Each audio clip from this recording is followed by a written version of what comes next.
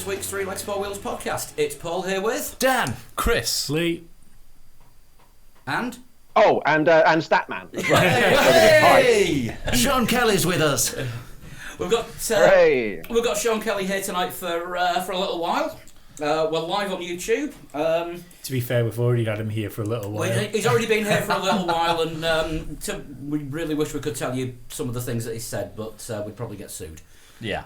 Well, I don't know. I might end up saying them out loud. You're going to be careful. You've got to remember them on.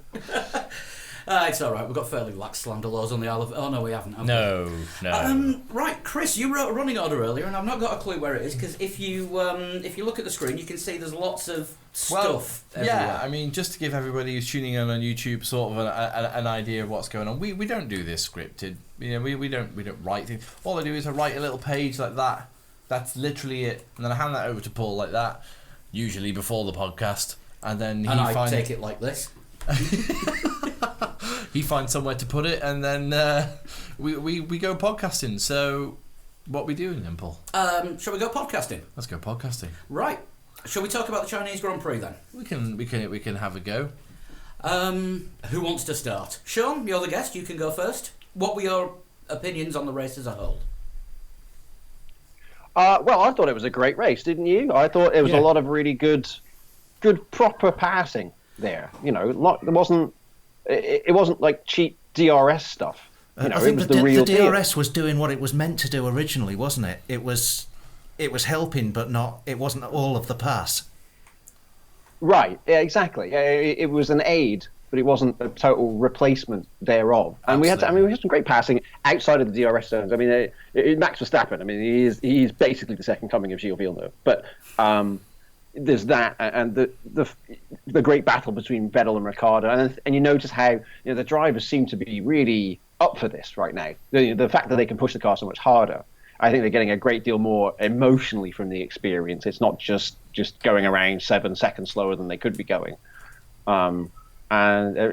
It's nice to see smiles on people's faces, isn't it? Drivers and spectators alike. And I really felt after that race yesterday, I thought, wow, that was some proper old school stuff. That's why I tune in. I want to see a race like that. Talking about Vettel and Ricciardo, do you think, like, when I was watching it, I was sort of thinking to myself, if the time for Ferrari to drop team orders, it probably wasn't there. Do you think Vettel could have done anything more about Hamilton if they'd have swapped the Ferraris around quicker? Well, I was just studying the numbers here because obviously I've got to get everything ready for Bahrain. And if you took the 10 fastest laps set by Sebastian Vettel and the 10 fastest laps set by Lewis Hamilton and averaged them out, Vettel was quicker by 0.08 per lap. Jeez. So whoa, that's a lot. 0.08, 8 hundredths of a second. So not 8 tenths. Not 8 hundredths. 8 hundredths, right, got you. Not 8 tenths, 0.08. Yeah. So therefore, there was nothing to choose between these guys. And I love that. I love that it almost comes down to these guys are so evenly matched now that, just a little flub here on the pit stop or a bad qualifying. Pitting under a virtual safety car. Yeah. Whereas last season, you always knew, well, it kind of doesn't matter. As long as Mercedes don't go off the track or ball of fire or something, they're going to win this. Yeah. Now we come into it and say, hey, this is much more in the balance. It makes it so much more entertaining. And in this instance, Ferrari lost the battle. But in Australia, they won it with a bit of genius by leaving him out when we were all thinking, this is stupid, why are they doing it? And then the race came to them. So, it swings and roundabouts, isn't it? Some you win, some you lose. It is. I mean, 2017 has been quite interesting so far. Well, of course, we're only 2 races in, and it looks like Ferrari are matching Mercedes for race pace, but maybe Mercedes have got a little bit single lap pace over Ferrari. I was talking to somebody who's not involved with the podcast over the weekend, just another fan of F1, and we were saying about the development race throughout the season.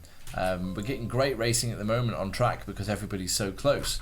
But what about, as a development race develops, if you will, I can't see Mercedes losing a development race against anyone, let alone Ferrari.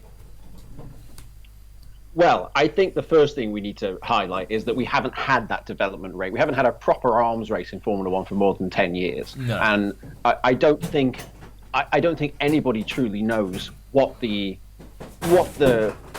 the effect of that is going to be who's going to have the advantage, how much of an advantage will be gained, where, how much faster, how much more horsepower will they get out of the engine, and so on. And that's a refreshing element of chaos theory. Whereas in the past, the last few seasons, if you turned up at Melbourne with the fastest car, you could still take it to Abu Dhabi at the end of the season and know it was going to be the fast car. Yeah. So now we have a situation where, well, hang on a minute, this is not cut and dried. Ferrari could make steps, Mercedes can make steps, Red Bull and Renault could make steps, or even a meteorite might hit the Earth and Honda might come up with a decent engine. Who knows?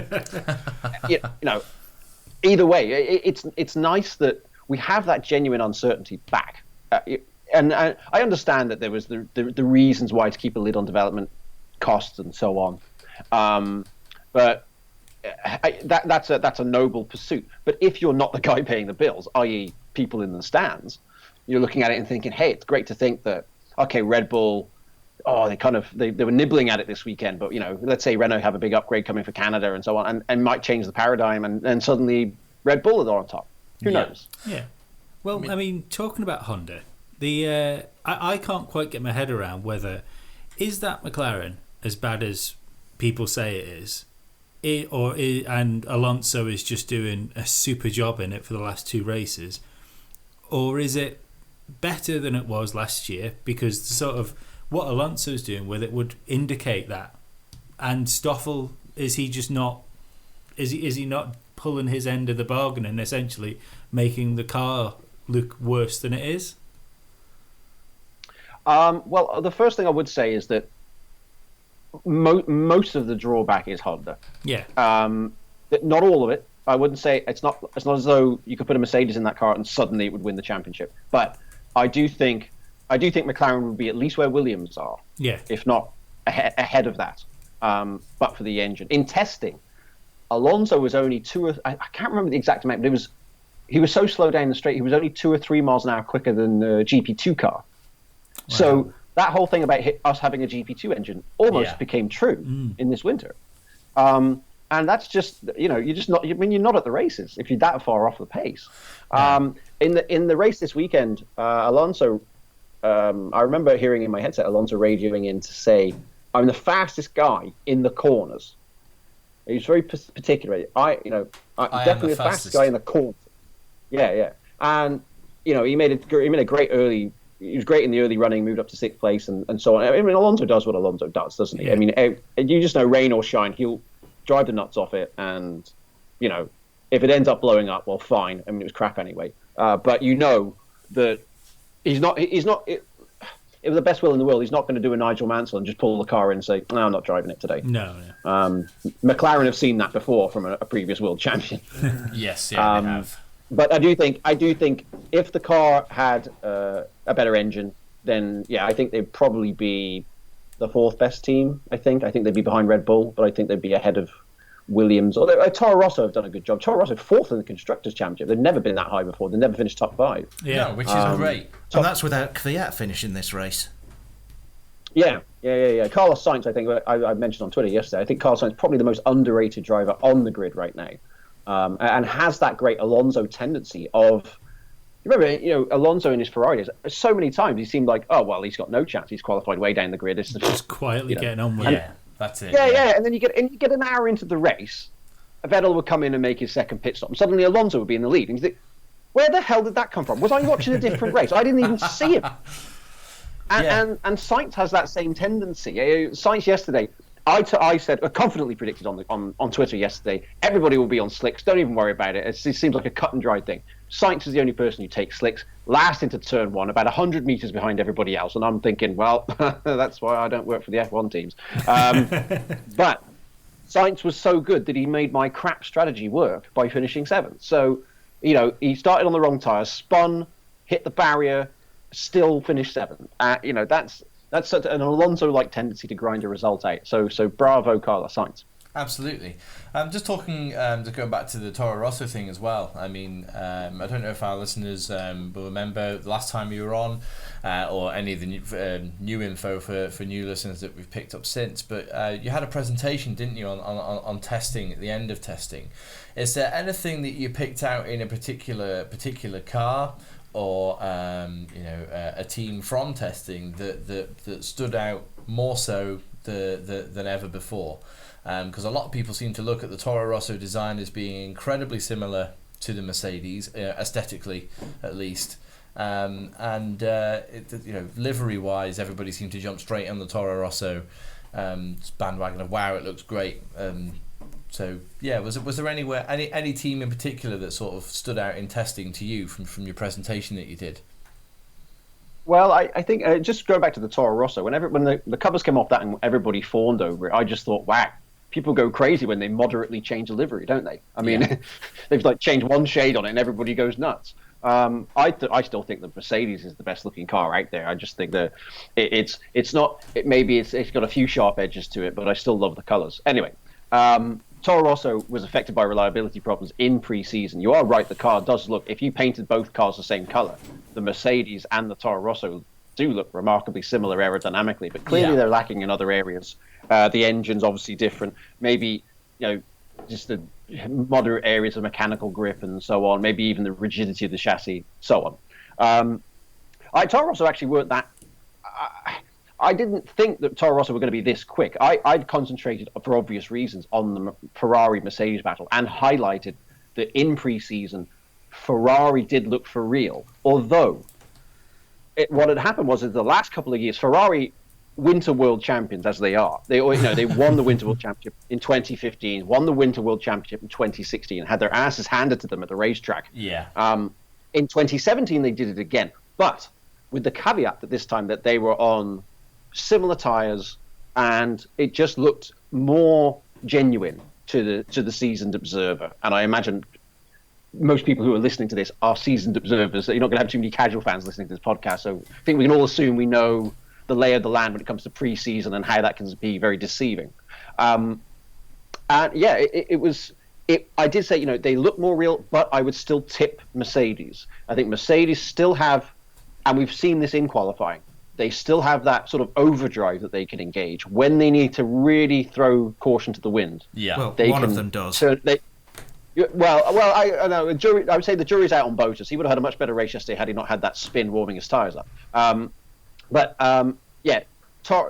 Mercedes do have that spinal tap, turn it up to 11 switch that they can engage, and it always helps them in Q3. And we know that, if push came to shove, I'm sure they'd have a little bit more if they really need it. But of course, that would compromise reliability, and that's why they don't use it. Yeah, of course you can't have everything turned up to 11 all the time because, as you say, compromising reliability. But just with the four engine manufacturers that you've got in Formula One, it always seemed to be since the turbo era that Mercedes were always the most powerful, the most strong. But it actually seems this time. Whoa! Apologies for that if you heard that. Wow, that is working. That is definitely I do switched apologise for on. that bit of feedback. I'm just trying to fix an audio problem, so Fixing an audio That was problem on the fantastic. fly. yes. Yes, I am glad to see that whatever that was is working correctly. Carry on. The problem is, Sean, I don't think you're actually coming out through YouTube at the minute, so I was trying to see if the feed was coming through properly, and then it decided to download. Well, that would explain the popularity of this episode. Well, we're very sorry if people watching on YouTube don't hear Sean. If you can let us know one way or the other if you can hear him. But we'll carry on, and if you can't, then we'll just have to catch up on this bit. Just on, make it on, up. on the Make up podcast. his bit. Since this is on YouTube right now, can I like troll the YouTube feed? Can I start typing in insulting things about myself on the live chat? Yeah, you can. We have live chat. Okay, we got live chat. Okay, hang on a minute. Let's see if this works. That either sounds like really good therapy or you need really good therapy. It's one of the two. I think I'm gonna be the one needing therapy at the end of tonight after putting this together. I thought we might be a bit too sort of getting a bit far ahead of ourselves by doing Skype and video launch on the same night, but well, it's kind of working. Yeah. You're a strange, like, I've never seen someone be ashen and purple at the same time. You never went to a goth club, did you? No. There you go then. Yeah. So anyway, back to what we were saying before. Just asking Sean about the the actual power. It was always the power units. Mercedes have always been, since 2014, the power unit that's been the strongest. The much further down the road than any other of the three power unit suppliers in Formula One. And all of a sudden, it seems as though Ferrari might be at least level, if not perhaps power unit wise, a little bit ahead. Would you agree with that? Well, I would always, if you were giving me a pick of any of the engines, I'd still take a Mercedes. Yeah. But I do think, and we reference this with the fact that we have open development now. It's not a given. If you gave me a Ferrari engine, I'd be more than happy with that. The Renault maybe is a little bit off. They had the reliability problems in pre-season, and the Honda is great for gardening chores, stuff like that. They do have a lawnmower. Do you a great deal on a Honda? I know. Do you a great deal on a Honda lawnmower right now? As long as you only want to do about 60 to 70% of the lawn before it breaks down, you'll be good. This is something I was trying to work out when I was watching the IndyCar last night. Lee, don't judge me. It's not your fault. Have Honda got the IndyCar engine right, or is Chevrolet really, really, really bad? Are you asking me that question? That's just a general question. No, Sean likes motorsport. It's Yeah. a professional motorsport. He's not Yeah, going to watch IndyCar. I watched the IndyCar race yesterday as well. And if you've never been to, has anybody who here has been to the Long Beach Grand Prix? Nope. Nope. Not lucky enough. No. It's one of the great events in the motorsport calendar. Three events I would pick out. Well, four events actually. Monaco Grand Prix, obviously. The Indy 500. I was lucky enough last year to do pole day at the Indy 500 and the Monaco Grand Prix in the same week, which was a hell of a week. Right. That sounds like a fun one. Long Beach Grand Prix, that was amazing. Did that in back 2010 was the last time I was there. And also the other big tip I would say is Adelaide V8 Supercars, which is the real dark horse, and that's the best fun I've ever had at a racetrack. If you ever go down to Australia, make sure you find out when the Adelaide Clipsal 500 is taking place. That's something you need to do. Sorry, go ahead. I was gonna say I've seen the jumping trucks, the stadium trucks that they do in Australia, and that's mental. Like, they put ramps in the middle of race circuits. Yeah. Well, they do that in America as well, because there are obviously resident mentalists who think, well, what could possibly go wrong with that? I mean, there was one guy last year who had a big crash at the Detroit round, and sawed half his face off, and they had to stitch it all back on. So, well, ouch. There we go. Yeah. Anyway, but, just had confirmation. Going back to your question. Oh, God, I was just going to say, just had confirmation from somebody that Sean isn't coming through on the YouTube. Yes, I'm still trying to work out That's where fine. and. So we'll leave Paul to do that. Yeah, I'll try not to find any more feedback. And to everyone that's watching on YouTube, yes, I am as stressed as I look. Yeah. I've been reading the Sorry comments. about this, guys. We We will try and get it sorted, but yeah. Sorry. You'll be able to listen to it properly when the podcast's available for download tomorrow. Yeah. There you go, Lee. That's tonight's breaking time. Oh, great. Sorry, Sean, I interrupted you there. I didn't have anything worthwhile to say, and anyway, no one can hear me anyway. Maybe I should start swearing, like Kenny Everett on the Russell Harty show in 1988. I should say, Don't forget, you'll still be on the podcast. It will, yeah. Oh, right. Okay, fair enough. I won't. Yeah, there is still Okay, the I won't- audio of this going out. Okay, fair enough. I won't make any Stephen Hawking jokes or anything like that. Fair enough. Carry on. Lee would. He's now thinking of some. There's nothing comes to mind. No, really. Really, no. Amazing. It's the first time I've ever heard Lee speechless about the potential for a joke. So, Yes, I've never forgotten, by the way, the great Stephen Hawking joke. I will tell this one. Jonathan Ross told it to Damon Hill once. When he said Damon Hill retired, Jonathan Ross said to him, I knew it was time for you to retire when I saw you get lapped by Stephen Hawking. Oh dear. Yeah. So, if we go back, if we just take a question for a little bit further down the grid, the newer drivers that have sort of taken to Formula One this year. So Antonio Giovinazzi, we'll call Stoffel Van Dorn new, even though he only did one race last year, and I suppose Esteban Ocon as well, because he only did half a season. Of those, and Lance Stroll as well. Of those, who do you think is looking quite strong and quite maybe not so strong at the moment, Sean? Well, I think a lot of negativity has gone Lance Stroll's way. Yeah. And I think that's unfair. Because yes, he's a rich kid. Yes, his dad has more money than God. I get that. But he's hardly but he's hardly the first offender. So that's always been the way in motorsport history. If you didn't have the money, thanks for playing. That's just how it is. Yeah. Now, if I'm in Lance Stroll's position, of course I'm going to use that to my advantage. You use everything, every commodity, everything you have to further your career. That's the nature of the beast. You have to do that. You maximize all the assets. And even then, it might still not work. Think of all the drivers that we've seen in recent years that never got into F1. People like Helio Castroneves or other guys in Formula. Giorgio Pantano never got another F1 shot when he clearly was good enough. Lance Stroll has used what he had on the table. Now, there are other rich kids out there. I think of Alfonso Solis Jr. People like that, who I don't think should be anywhere near a Formula One car. I don't know what they're playing at. Like, why is this guy? I mean, I could drive a car quicker than him.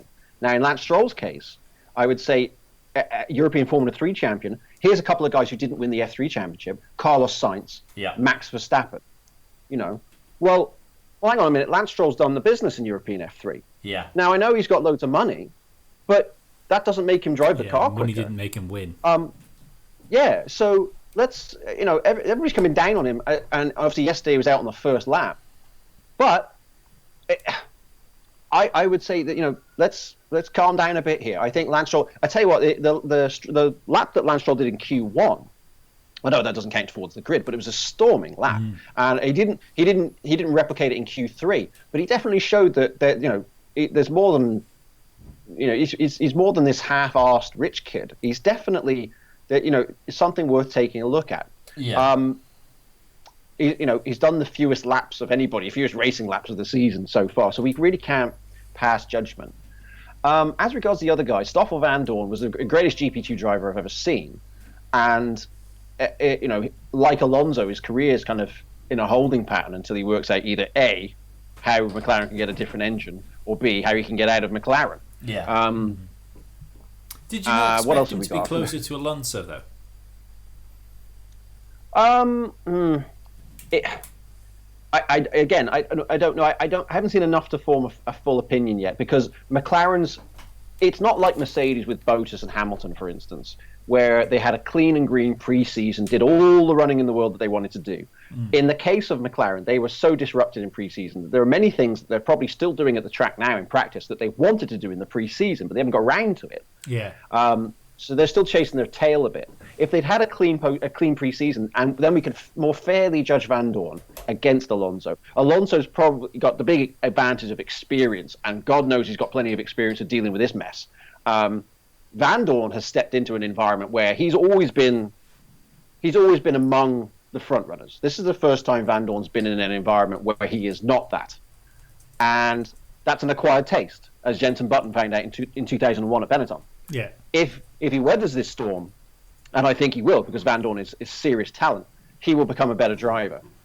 So I'm not too concerned that he's slower than Alonso right now. I would be more concerned if he had all the preseason running he wanted to, still miles off the pace. Now, it could be said that Lance Stroll had plenty of preseason running 2-year-old car and all of that caper.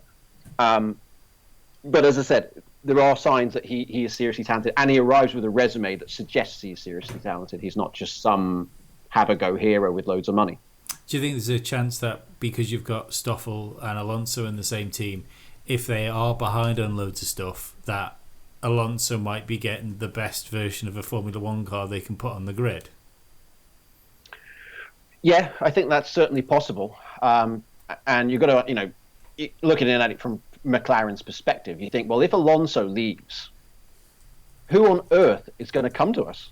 I mean, we're not going to get Lewis Hamilton here, are we? We're not going to get Vettel, but we've got Alonso. We need to do everything we can do to hang on to Alonso, because if he leaves, who the hell is going to replace him? No one. No one's going to want that drive. No, I could see them activating Jensen's option if that was to happen. Because and Jensen would probably say thanks, but no thanks. Yeah. Jensen would say, actually, I'm kind of all right being out of all this mess. So you're going to end up with. I'll tell you what you'll end up with is a situation at McLaren akin to when Ron Dennis bought the team in 1980. You're going to end up with Andrea De Cesaris, Stephen South, and so on. You're going to end up with a slightly sort of disjointed, non-McLaren looking operation. Although it should be said, of course, in 1980, McLaren did give a debut to a guy called Prost, and that worked out pretty well in the end. So maybe maybe Van Dorn should look at this and say, look, Prost started out with a pretty crappy McLaren, but it all worked out for the best in the end. I would hope that's the case. What about the story with Wehrlein and Giovinazzi at the moment? Is there any particular thing you think the mainstream media might have missed on that? Yes, and I've got to give credit where it's due here. Jason Swales, our pit producer at NBC, highlighted this to me, and I had missed it. And that is, look at the long runs that took place in FP2 in Australia. You will see there's no way Pascal Wehrlein should be in that car. Yeah, because he was for whatever reason. Now we don't know. Yeah, and not only that, but he was erratically slow because to give context, Ericsson went out there at the same time in the other Sauber and did like 12 straight laps, 1 minute 30. 30.1, 30.3, 30.2, 30.5, 30.1. Just completely nice, consistent, the mark of a professional racing driver. Yeah. Wehrlein goes out at the same time and does 31.6, 34.1, 33.5, 33 dead, 31.8, 34.3. It's all over the place.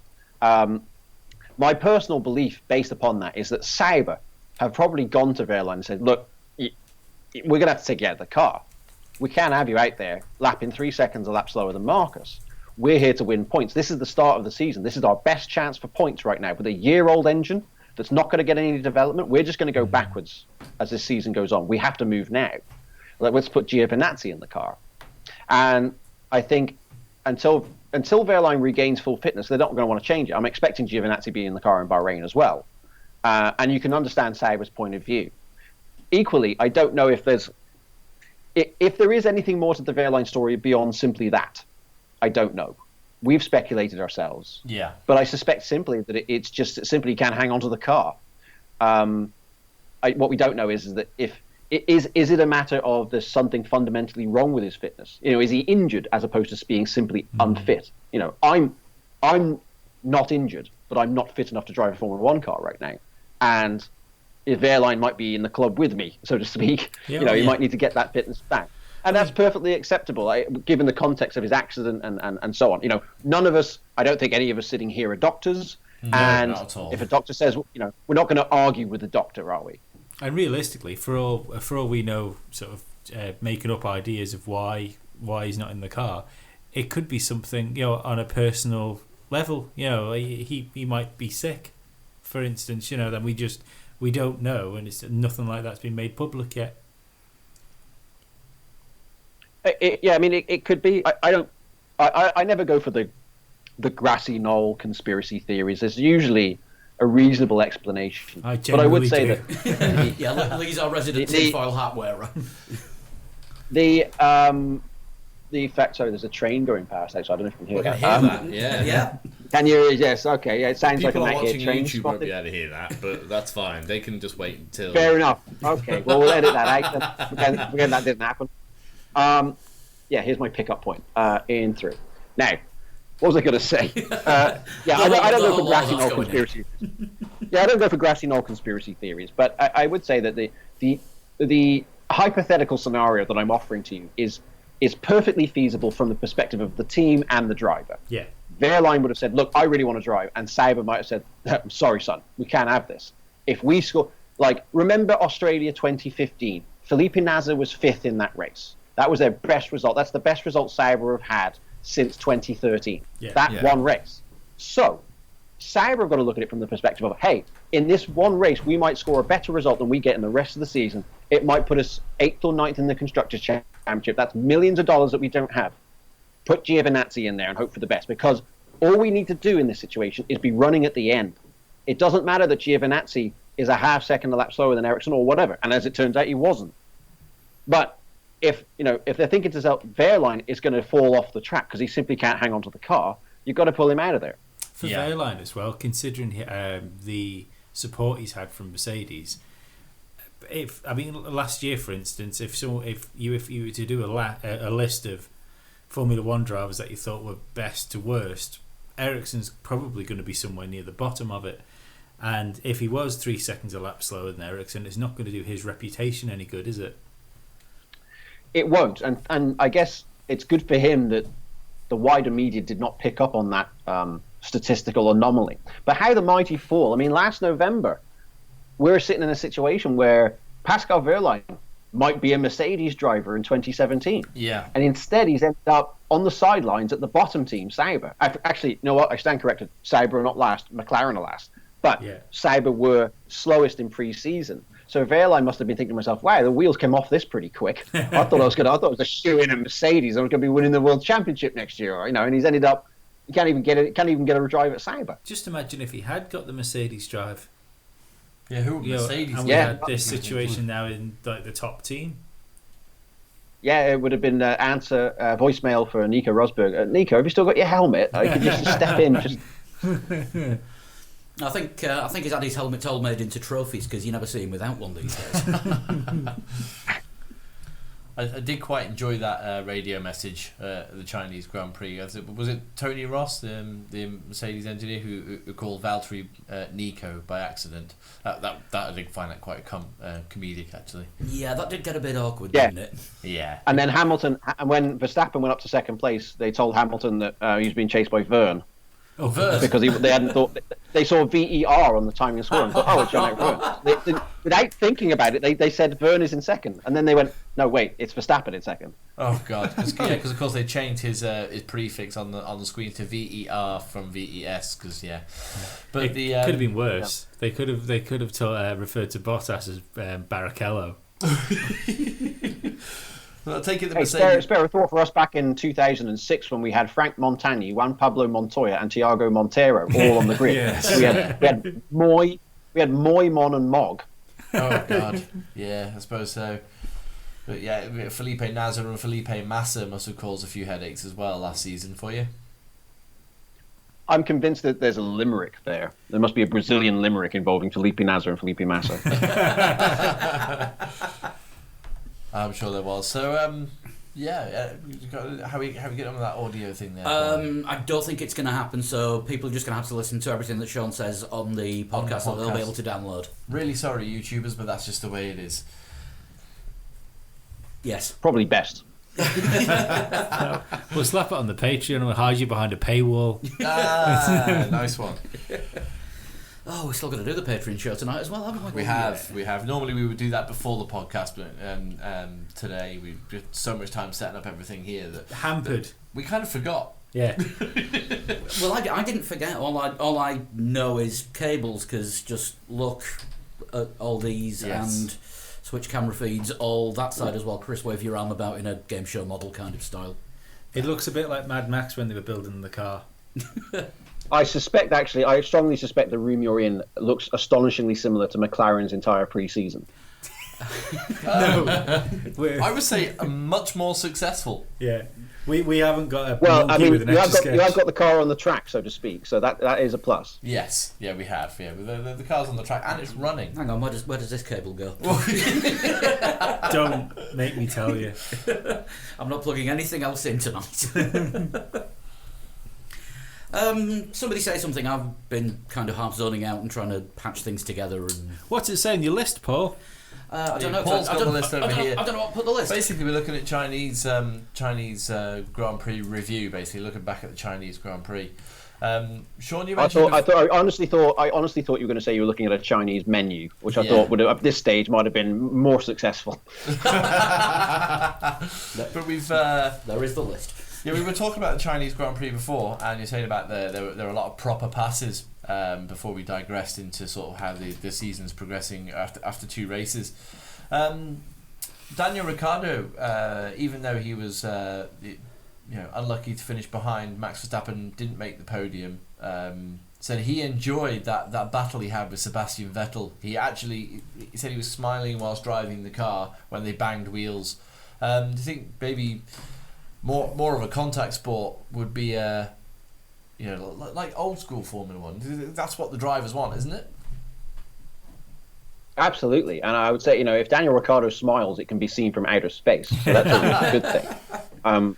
But as I alluded to in the Open, the fact that we're seeing drivers so much psychologically content after these races. Like, that was felt like I really did something out there. Like I drove the car. I wasn't just a passenger pressing buttons and stuff. Driving to a delta Alonso all said the last time. season it was like flying a commercial airliner, and now they're back to driving it on the edge, which is a good thing.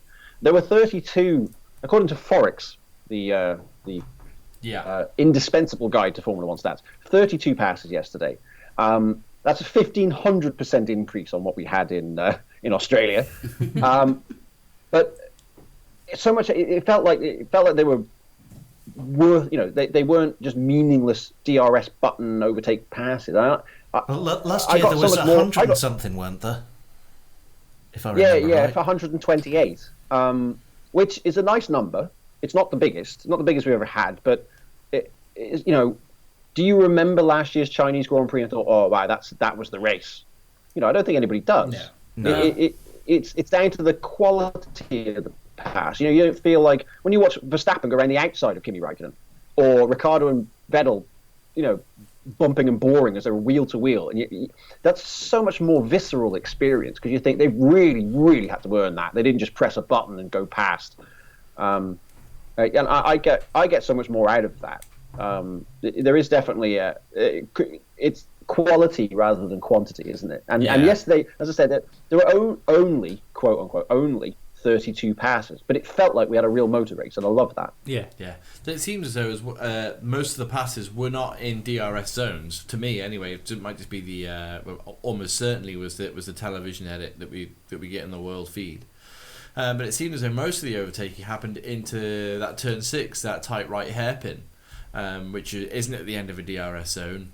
So it was quite refreshing to see passing, organic passing without the use of DRS.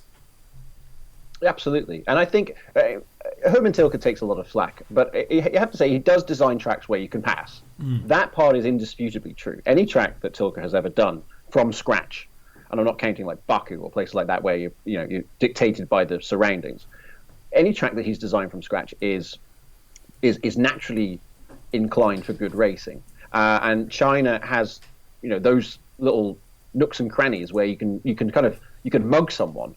If you take a look at Max Verstappen's first lap yesterday, and it is on YouTube, if you go to the official Formula One YouTube channel, it was wonderful. They have his, it was a fantastic video. But the pass that stuck in my mind was when he passed Felipe Massa in the second sector, just on that tight left-hander before they go onto the big right-hander onto the long straight, and he just absolutely just threw it down the inside. Massa didn't know what day it was, and before he knew it, it was like, oh, excuse me, I'm coming through, and he made it stick. And I just thought that's what we're here for. That's why we watch the races, because we want to see drivers throwing it in there and thinking, right, don't worry, I'll sort it out when I get there, and he did. And he made Massa look a bit of an amateur there. I'm sure Massa was probably thinking, I cannot believe I just let that happen. So Formula One's fixed now, but we're back to the situation where it's certain circuits that are the problem rather than the cars. Well, that was ever thus. That was never. That's not something we should complain about necessarily. No. I have a lot of reservations about a lot of tracks on the calendar, but we shouldn't get to a situation where every track has to have the perfect overtaking spot. It's nice, but it doesn't need to be that way. My first season was 87. In fact, my first Grand Prix this Wednesday is the 30th anniversary of my first race as a fan. And in that 87 season, we had tracks like Detroit. With Detroit, Detroit would never make it as an F1 race these days. Very tight and twisty, less than 100 mile an hour average lap. And then you had a track like the Österreichring, which the lap speed was 150 miles an hour plus. And realistically, there was only one place on the lap where you would operate the brakes, and that was at the Hellelicht chicane. The rest of the time, you were just floating around there in fourth and fifth gear. Some amazing long radius, 160 mile an hour corners, but they could still race. There's still much has to be said about the design of the car. In 87, you have the boost pressure, you just whack the boost up and go past somebody, which helped. But also the cars aerodynamically were so much less efficient, so much more reliant on their mechanical grip. I think that's something we need to address. I don't really know why we had the need for bigger wings. I would have been more than happy with a wider car and wider tyres and just have that. Yeah, more mechanical grip rather than aero, which seems to be the way that it's gone. I'm interested to see how this sort of era of Formula One with the wider cars as well copes narrower circuits like Monaco, for example. I know. Well, the cars. Sorry, go ahead. I was going to say, I know we've had like wide cars at Monaco before because Monaco's been on the calendar since like the 50s, since day one. So I know the wider cars have been there in the past, but I'm just interested to see sort of how these cars, which are so much faster around the corners, will cope on that narrow street circuit. I think the cars will actually be roughly the same speed as they were last year at Monaco, and the reason is because the car. We had this in '98 when they made the cars narrower. The narrower car passed through that small width of track better than the wide car. You had more track to play with. It was easier to thread a needle. If the needle is narrower, you thread it easier. Yeah. Wait, that's not right. No. The bit of string you put through the needle. Don't make the needle narrower. That wouldn't work. Make the track narrower. Anyway, yes. Anyway, before I go into full-blown Chaucer mode, the fact that the cars are wider means that there'll be a trade-off there in the performance because you'll have to get a wider car around the track. My only concern, and this will carry on being a concern until we've got Monaco out of the way, is drivers misjudging the width of the car, because all of the drivers on the grid used to a narrow 1800 mil width car, and suddenly you get to Monaco and suddenly you've got a 2000 mil car. Now, I'm slightly concerned there'll be some interlocking wheels going into Saint-Devote, or worse still, going up the hill, because they're just simply, not fully switched on, particularly to the rear, the width of the rear of the car. Yeah. Once we get past that, once we get past the Monaco Grand Prix, I'll settle and I feel like, okay, it's all good. No, I feel like they've got a handle on it now. But Monaco will be a little bit nerve-wracking for me. I'm pretty sure the chicane of Baku's going to be a little bit nerve-wracking as well. Going up past the castle. Yeah. It's same reason. I mean, obviously you don't have that. You have those long straights in the first sector, but that bit, they'll probably be in that little area of that track. They'll be slower just because you've got to be so much more accurate to get that car through. And not that you couldn't be accurate before, but now you've got to be even more accurate. Sorry. Go on. No, someone is causing a safety car there, like at some point. Well, we said that last season and it never happened. So maybe the proximity of the barriers makes them behave themselves. I mean, Phil Hill used to say that, you knew which corners to push and which corners not to push, because if there was a tree on the outside of the corner, you knew to leave a little bit in reserve. In fact, just following on from that point, Graham Hill was sort of spooked by the concrete wall at Indianapolis when he started driving there. I can't remember. I think it might have been Jim Clark who suggested that Graham Hill would be quicker around this track if they painted trees on the wall, because he'd be more used to see trees there than see concrete. Oh, is Sean still there? Sean, you still there? You've disappeared. I think I'm still here. Oh, Yep, you are still still there. here. I think you cut out just for all of about a second there. Sorry, you can always. I've got a mute button if you need me to shut up. No, not at all. Not at all. Not at all. Not at The last all. thing I've we still need got is half more a cup. I've buttons. still got half a cup of tea here. I've still got Yeah, half a cup of tea. you're well. All's well. Got Terry Wogan on the front. Like, Not anything like that bootleg Louis Theroux t-shirt I saw advertised on Facebook last week. No, I saw that too. Yes, that was poor. Sean, what do you think? Are we going to see a season-long battle between Lewis and Vettel this year? Because Lewis is saying that he's looking forward to it. Ferrari have obviously got the speed back. And do we think it could actually happen? We could have two teams fighting for championships. I think, to me, the discussion is over. I think we definitely do have that right now. The only thing is, as I said, the variable is the arms race. We don't know how development. You could look at 10 years ago and base it upon that, but we've moved on as a society. We've moved on technologically since then, and we're in a new engine formula. We don't know what is the limit to what they can do with a development cycle now. But certainly right now we've definitely got a race on our hands. You know, we're definitely in a situation where I think Mercedes will still have the edge in qualifying, but it's a much smaller edge. In Australia, I think Vettel was 3 tenths off pole. Yeah. You know, Hamilton needed that extra turn it up to 11 button to get the pole. But before that, Ferrari hadn't been within 8 tenths of pole in Australia since 2010.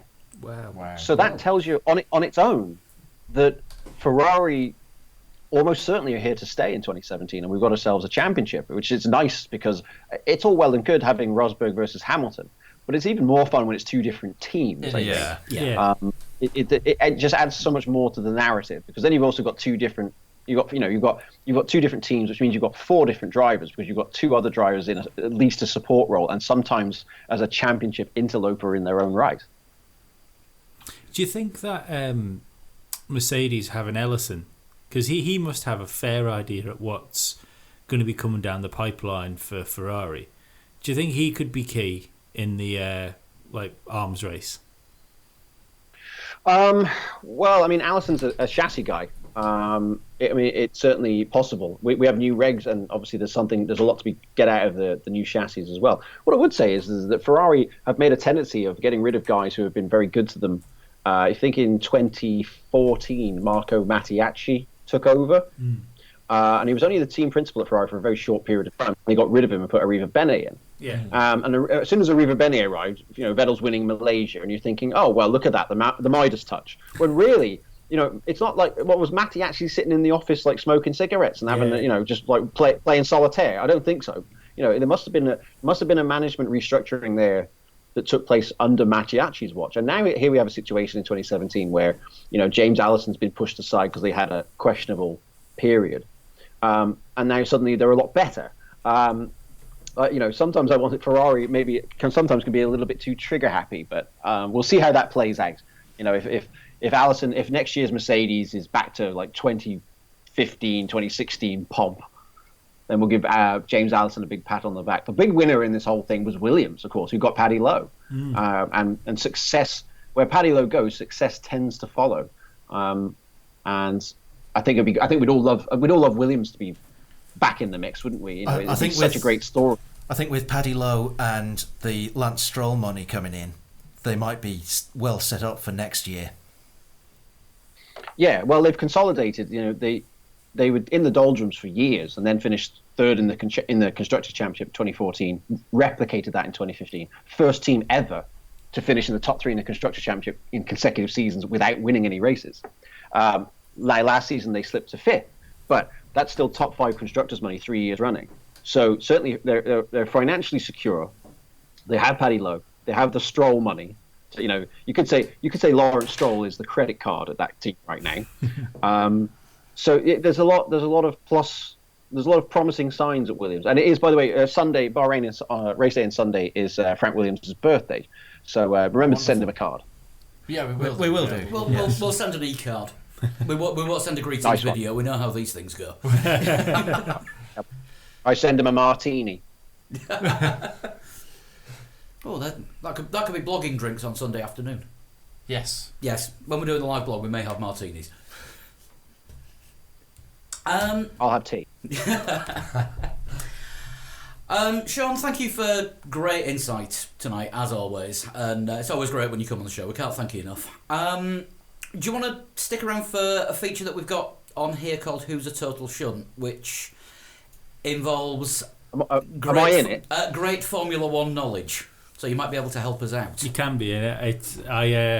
Okay. I shouldn't imagine they're going to lose if you're involved. Basically, just to give Sean a bit, and any new listeners or new viewers on YouTube, a bit of a... Lee just knocked the camera. No, I didn't. Bit of a sort of foresight thing here. No, I didn't. Lee gives us... It's like a 20 questions game. Lee gives us clues, and we've got to try and guess who he's talking about. Usually somebody Formula One related, but it can be somebody in sort of any discipline of motorsport.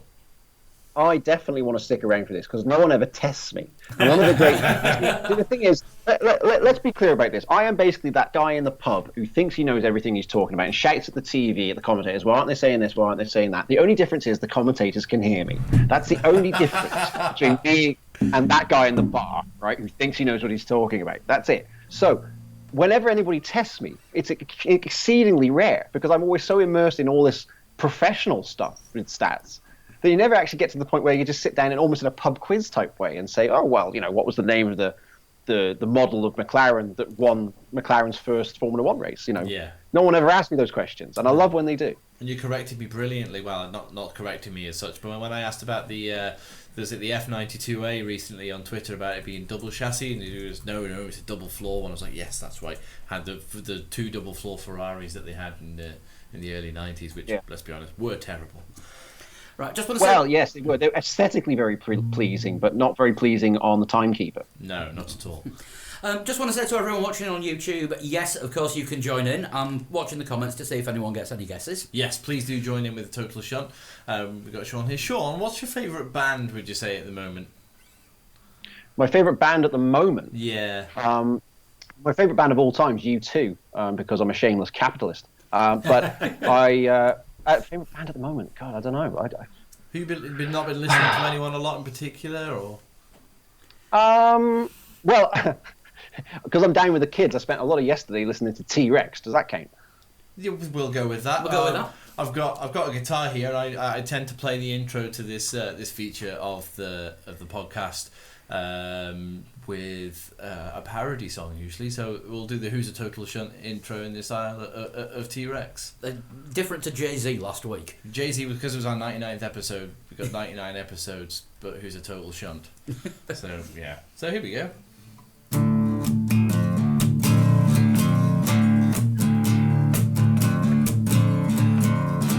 I can't make the words work with that, so I'll just go. Who's a total shunt?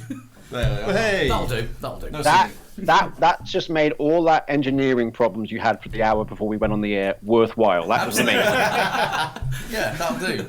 Just. I wouldn't mind, but me and Chris used to be in the same band, and we used to have 20th Century Boy in the set. You should be able to do something with that. I should be able to, but I didn't think about incorporating words. I did it on the fly. So. Fair enough. That's how we used to do all our gigs. Yeah, pretty much. The 20th century shunt is what you are. Yes, 20th century shunt. That's it. So, for everybody watching on YouTube and Sean listening all the way across the other side of the world, Lee, what's the first clue? I entered the water skiing tournament in the 1997 Jakarta Games and won the silver medal. Good Lord. Whoa. So you won the silver medal in the Jakarta what? Winter Games? Caveat: I didn't write these questions. This is a listener that's wrote them in, and that's what he's put down. So I have no idea. Sorry, just repeat the whole clue. I entered the water skiing tournament in the 1997 Jakarta Games and won the silver medal. Wow. Right. First guessing on Jakarta, YouTube is not from Winter Bimmergoon. Olympics. My guess is Jack Brabham. I think he's wrong. In 1997, Yes. Yeah, I think so. Sean, any guesses on that? Or? I have ideas, but I don't want to venture forth just yet. Let's see what else we get. That's fine. Dan, anything? Well, we're probably looking at someone Southeast Asian, aren't we? Well, not necessarily. Probably. Just Can to I just narrow say? it down. Can I just say? I just want to say. Now you guys are from Yorkshire, right? No, just me. Just Paul, yeah. Just you. Just Paul. Right. Well, you'll remember 3-2-1. Yes. Oh, yeah, Yeah. definitely. Dusty Bin and all that. Yorkshire television legend, right? Yeah. So what we're doing here, we're basically playing 3-2-1 with motorsport. This is completely ridiculous clues that have no meaning on the actual prize, and somehow we're supposed to know what they are. Yes. Yes. They've got a good hit record. Also, there's only 6 questions. Only 6? Yeah. Good Lord. Right, okay, so what's the second clue then? I started my racing career in saloon cars in 1992.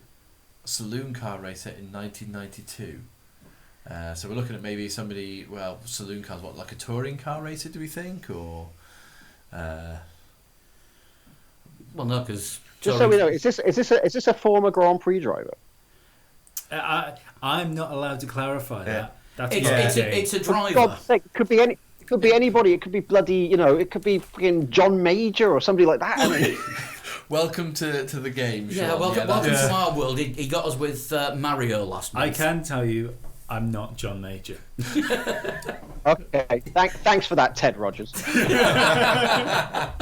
going going to buy him a blazer next week. I am Edward Heath.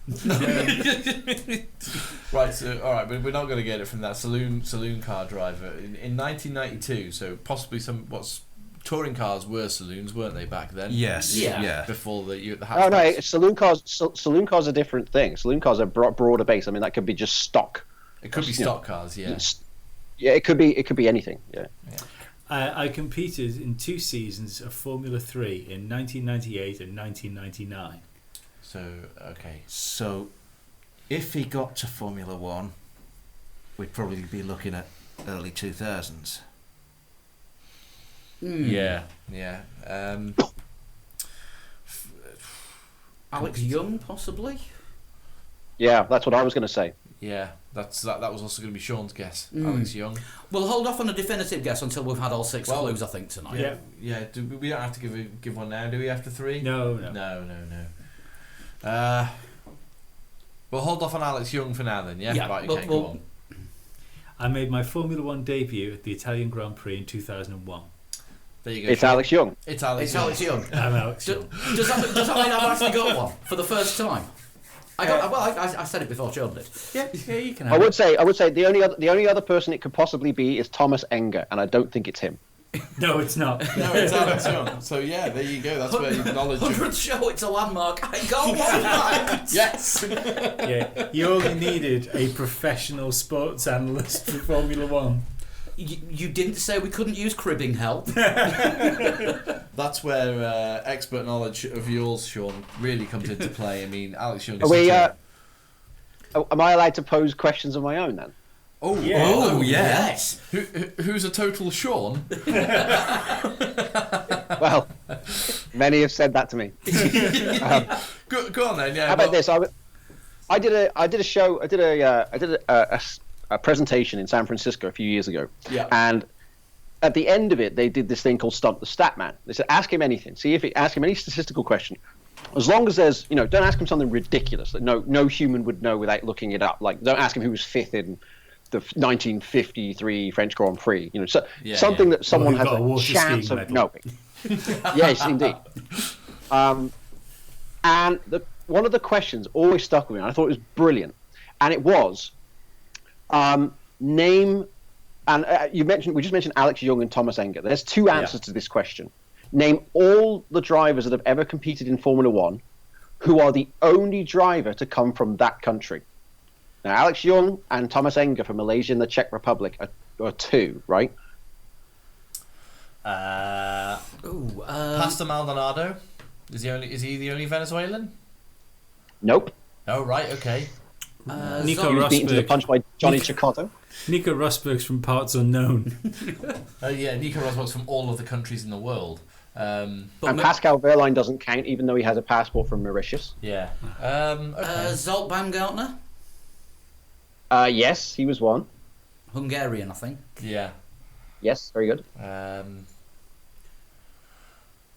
Crickets! I've totally Yeah. killed the show here, Yes. folks. If you're... Has there been another driver from you Belgium? wanna- Or is Stoffel the first one of them? No. Oh, are you kidding? Yeah, Have you been forgotten that. Jackie Hicks? Jackie yeah. Hicks Yeah. from Belgium. God. Yeah. Yeah. Absolutely. Do you want to actually read that question out for your YouTubers? Because Yeah, we can then do. they can pass. That's So- a fine idea. That is a good idea, so everyone on YouTube can take part. So it's 2 drivers who have raced in Formula One that they are the only driver from their country. As in, you can't choose, Damon Hill because There's- lots of British drivers So, have been. for example, Oh, Alex Young was the only Malaysian driver. We've got Zolt Baumgartner, who was the only Hungarian driver. How many Indonesian drivers have there been? One. Rio Haryanto. Ah, There's another one for you. See? Well, there you go. Now, since I was asked this question, I was asked that question in 2013. The numbers have changed a bit. It's something like 7 or 8 different countries. I think New Zealand so if have you can get only the other had ones. one driver, haven't they? New Zealand had a world champion. Denny Hulme was a New Zealander, I believe. But have there been any others? I don't know. There was a guy. Chris There was a Amon was guy New who Zealand, wasn't he? raced briefly called Bruce McLaren. Yeah. yeah. That was him. I've heard of him, yeah. Was Chris Amon New Zealand as well? Yes, he was. Yeah. So, so not New Zealand. Who else could it be? Yeah, I'm struggling here. There's been more than one. I'm going Canadian. to type this out for your YouTube people on the live chat Yeah, here. you do that, and then we'll watch Paul reveal it to everyone through the form of audio. Yeah, just waiting for Sean to type.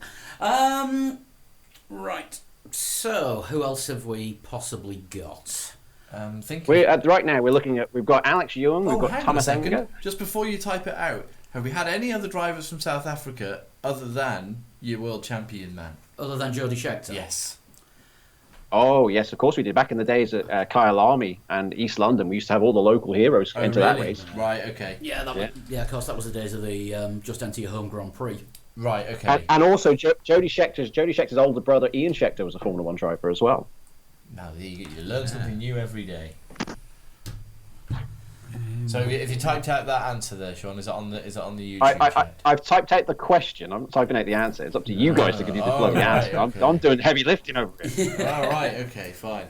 So we're still looking. I'm thinking more countries than drivers at the moment because I can't think of. South America's got to be a good one. Somebody's come up with Robert Kubica. Poland. Robert Kubica is correct. Ah, there you go. Good work. Who was that? That was Daniel Gustafsson. Daniel Gustafsson, Well done, a long Daniel. time listener. Good name. Daniel. Congratulations, Daniel. You got that. Oh, hang on. Can you do the thumbs up again? I was on the wrong camera. Wrong camera. Try that again. There you go. Thumbs up for Daniel Gustafsson. And then thumbs up from me and Lee on the other camera. I'm getting used to this pressing buttons, like. A camera editing live. Yeah. You're enjoying that. Excellent. Well, I enjoyed that, Sean. That was a good little feature of the. I'm not sure we're finished yet. We're not finished yet. We're not finished yet. You don't get out of it that easily, I Sunshine. thought that was the other answer you were looking for. Apparently there's more. No. I said we mentioned two. Oh, we mentioned Alex Young two. and Thomas Enger. But Oh, there are I actually, see. I think there's something like 8 or 9. You've missed quite a lot of them. I'm sorry, I misunderstood completely. But you see, it's a great question because it's the gift that keeps on giving. Just when you think you've got them all, there's another couple that come over the horizon. Yeah, Barnaby and Jeff on YouTube chat have said Karun Chandok, but they've forgotten Narain Carter-Cayan. Yeah.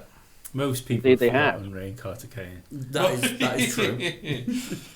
Let me think. Do you want me to give you a hand? Yes, Yes, please. Because please. we're stuck. Okay. Well, yes, there is one from Chile. There's one from Liechtenstein. Where else do we have? I'm cycling through myself. There's a Chilean Grand Prix driver. One from Thailand. There's what else do we have? I've got to think about these things myself. Because I haven't got the answer in front of me. Yeah. Just because you said I was coming on the show today didn't inspire me to do any advanced research. No, I can't. Don't think I can think of any Chilean drivers instantly. But of course, if there was only one, it might not be that obvious. Well, he did race in IndyCar, and he finished third in the 1995 Indy 500, a race run by Jacques Villeneuve. You want to give away clue? Yeah. Yes. He got kicked by Nelson Piquet. He got kicked and punched by Nelson Piquet on the air. I need to find that video on YouTube. I've seen that video. No, I can't think. The YouTubers have got it already. It's Eliseo Salazar. There you go. Of course. Yes. YouTubers win. YouTubers are better. Well, they've got Google. We're not Googling. Surely is Pastor Maldonado the only one from Venezuela? No. We've done this. Have we? Yes. Damn it. Yes. Pass Johnny Maldonado. Cecotto was there long before Maldonado. Yes. Yeah. Yeah, but see, this can go on forever, and that's the best part about it. Who was the the driver from Liechtenstein? The driver from Liechtenstein was Ricky Von Opel, and if you're playing pointless, that would have been a pointless answer. People were playing pointless earlier, weren't they? Yeah, We've already discussed this tonight. Yeah, some of my friends were sending in screen grabs from tonight's Pointless because there was an American football question on. And it made me laugh that the LA as were Raiders was a pointless answer, which I always said they were all along. Well, there you go. Oh, the Las Vegas Raiders, as they will soon be. The insert name here, Raiders. That's the ones. Yeah. Thailand, you said, was the other one, didn't you? Yes, Thailand. You're missing Thailand, and you're missing Morocco. Morocco. Morocco. Gosh. Yeah, Morocco. Thailand is an answer you should get. Morocco is a dead, nailed-on, pointless answer and a half. I would say if you couldn't get Ricky Van Opel, you'll never get the Moroccan No, driver. I wouldn't have gotten Ricky Van Opel. Yeah, I think we might have to use a lifeline for the Moroccan. For the Moroccan one, well, somewhat inevitably, he is a driver from yesteryear, and he competed only in the Moroccan Grand Prix of 1958. Morocco, of course, the only country to have hosted a single Grand Prix in its history, once Azerbaijan hosted its second Baku race. Yeah. And this driver was a local driver who you'd never heard of, and that's why it's one of those ones where if you're the kind of person who instead of googling porn looks up Formula One statistics, you would know this answer. Other than that, no. I think I've realised why I don't know the answers. I would focus your efforts on the Thai driver, the Thailand driver, much more famous. Was a very famous driver in the 1950s. Actually ended up as a sort of broke guy. He actually died at a tube station. He died as like a desolate, like a homeless guy how sad. in 1985. Yeah, it's a fascinating story. It sounds it, yeah. It also sounds a little bit like the porn I was googling. No. Yeah. He died at. He died. I did have to check this. He died at, I think it was Hammersmith Tube Station Right. in 1985, Christmas Eve 1985. But yet, he died. He died a homeless guy, just a drifter, and yet came from this great wealth. Who could it be? I don't know, but that's scary because I think I was in Hammersmith on Christmas Eve 1985 going to see Status Quo and I got the tube there. Well, there you go. You probably passed him. So, And if you had spared some change, That's Lee-like. You're a murderer. No, it's not ringing any bells with me at all. No. That with a Thai Formula One driver. No. Twice finished in the top four. Never finished on the podium. Yeah. What kind of I'm era are we surprised- talking about here, Sean?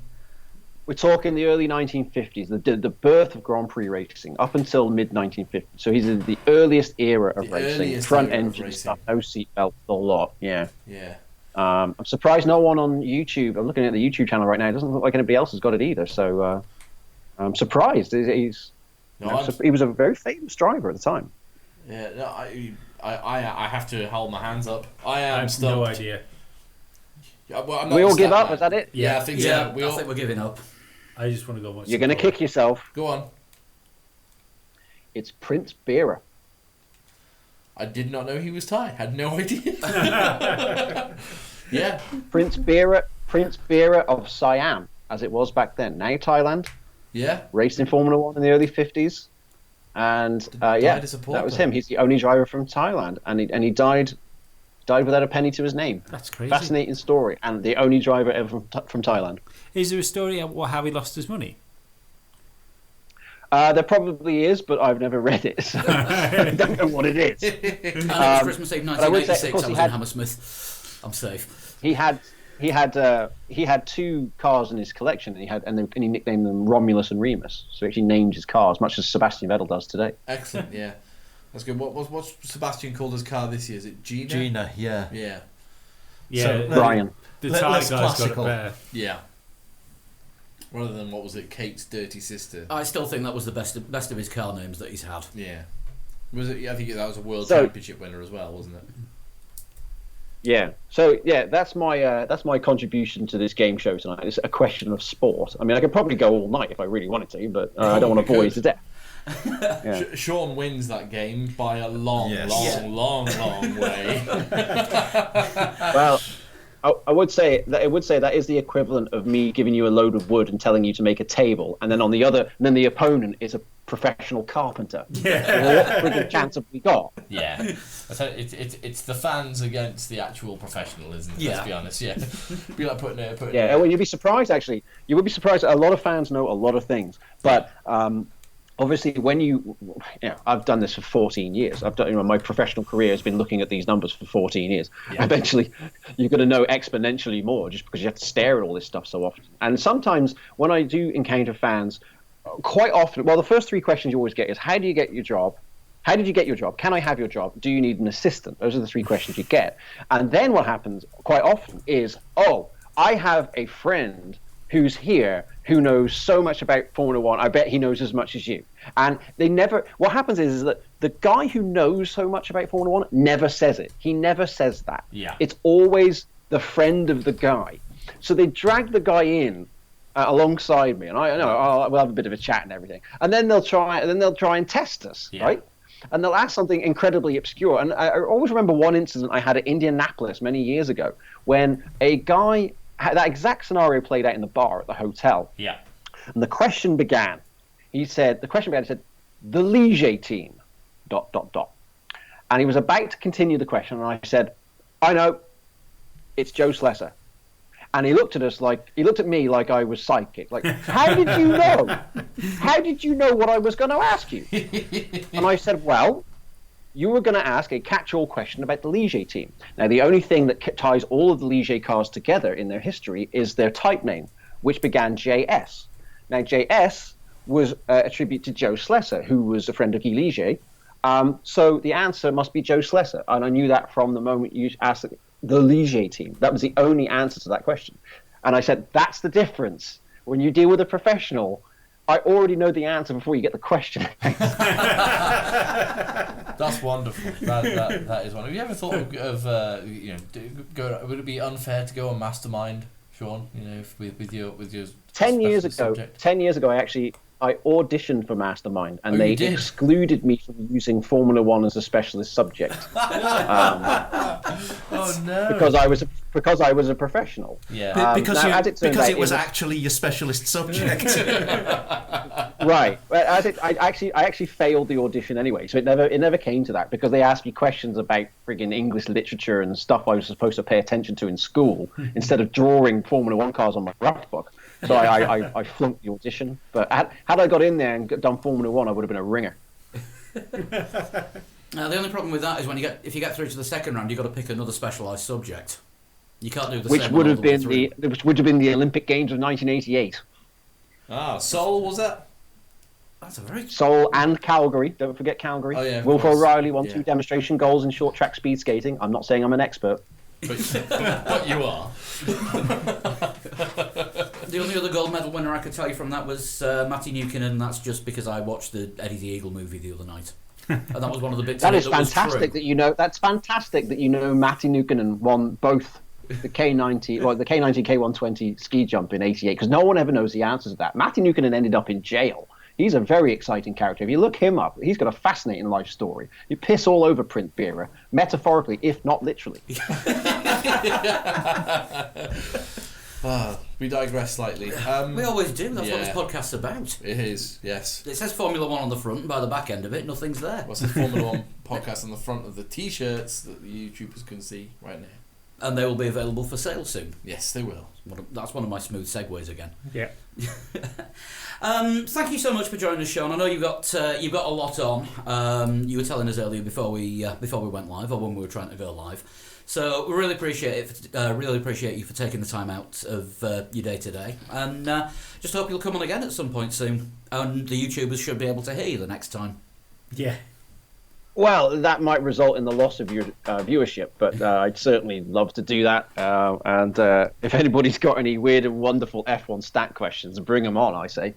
I don't know. I think if we've still got viewers now after the troubles we've had, they're not going anywhere. Their life is... There's people hanging on in there. They're still commenting. We haven't upset people too That's much. brilliant. That's Although Lee, you devotion. Are we sure they're not? Are we sure that they're not just people testing to see if the YouTube live function works on their computer before they go and do something else? Oh, hang on. There's one on it. Paul's mum. Oh, right. Okay. Given what Paul was doing before when he was trying to fix the sound, they probably waited on and thought it was Aphex Twin. Lee, you have upset a YouTuber actually. Who sent in the total shunt questions this week? I didn't get a chance to say because we moved on. Oh, one of the YouTubers I'm going to guess has been on and saying, excuse It me, was they Luke were mine. again, at Lucky Boy. It was Luke again. That's Luke's second one. Yeah. Well, Thanks, I Fatty. picked his because I had a different one up, which I'll use next week now. But I picked his because I thought it was slightly harder, and I think Sean would have got the other one in the first question. So you will probably fail. What was that? next Sorry, week. I didn't catch that. No, I had a different one lined up, but I changed it to Alex that Sean. one because I thought it was slightly different. Oh right. Well, what more was the other difficult. one? I'm interested now. I can't say that because I'm going to use it next week. Well, I want to see if Sean can get it on the first question. First question. So are we going to do Yeah, two? go on. Yeah. Yeah. Another total shot. Oh, it's 100th episode. Let's have 2 total shots. Rock and roll. Let's have a pair. Yeah. Okay. Alan Partridge quote. It is. I began my... Oh, no, you won't get it on the first question, sorry. I began my motor racing career at the age of 19. Yeah, that doesn't narrow it down a whole lot. That's quite late. Yeah, it is late. Talk amongst yourselves, lads. Give me 30 seconds to think about this. If you put on like some music or something while the cogs of my Do you want brain the spring into do you want life. the second clue? Do you want the second clue? Just give me another couple of seconds here, and Chris, get the guitar out. Incidental music. Oh. If I had to guess, I'd go with Damon Hill. No. Yeah, I mean that was the first. It was the first person I thought of as well, in so much as, you know, he was a late starter. But of course, it could be a driver from the 1950s. You know, the average age of the Grand Prix field was way older back then. Yeah. Yeah. So it could just as easily be Sterling Moss. It could be. Go on, Lee. Is Sean anywhere near close with those first 2 guesses? No. Right. I'll play some incidental music while Sean thinks. Okay, thank you. Are you sure you wouldn't want the second clue? I think we better move on. We're losing the audience here, and there wasn't much of an audience in the first place. If you know what I'm saying, but I have competed in the Le Mans 24 Hours twice with the best finish of second. oh, God Almighty, what have I got myself into here? I hope these clues are I right. don't know, is it Steve? Is it Steve McQueen? No, it's not. Third clue. The fashion designer, not the actor. Yeah. I have 19 podiums and 12 wins in Formula One. 19 podiums and 12 wins. Now there's a stat for this. Oh, now there's the embarrassing bit now, because I can't remember who's got 12 wins in Formula One. That's the hard part. David Coulthard's got 13, has he not? I think 13 wins. Yes, he does. But he He would does, have had yeah. a whole lot more podiums, wouldn't he? Yeah, probably. And he also started a lot earlier than 19. 'Cause I've been to the David Coulthard Museum, and there were some very small carts in there. Yeah. What was the podium number? It was 12 wins and how many podiums? 19 podiums. That's interesting. He had 12 wins and only 7 other podiums. Yeah. Oh man. Must be somebody from a very dominant year in Formula One, perhaps. Yeah. Yes, indeed. Damn it.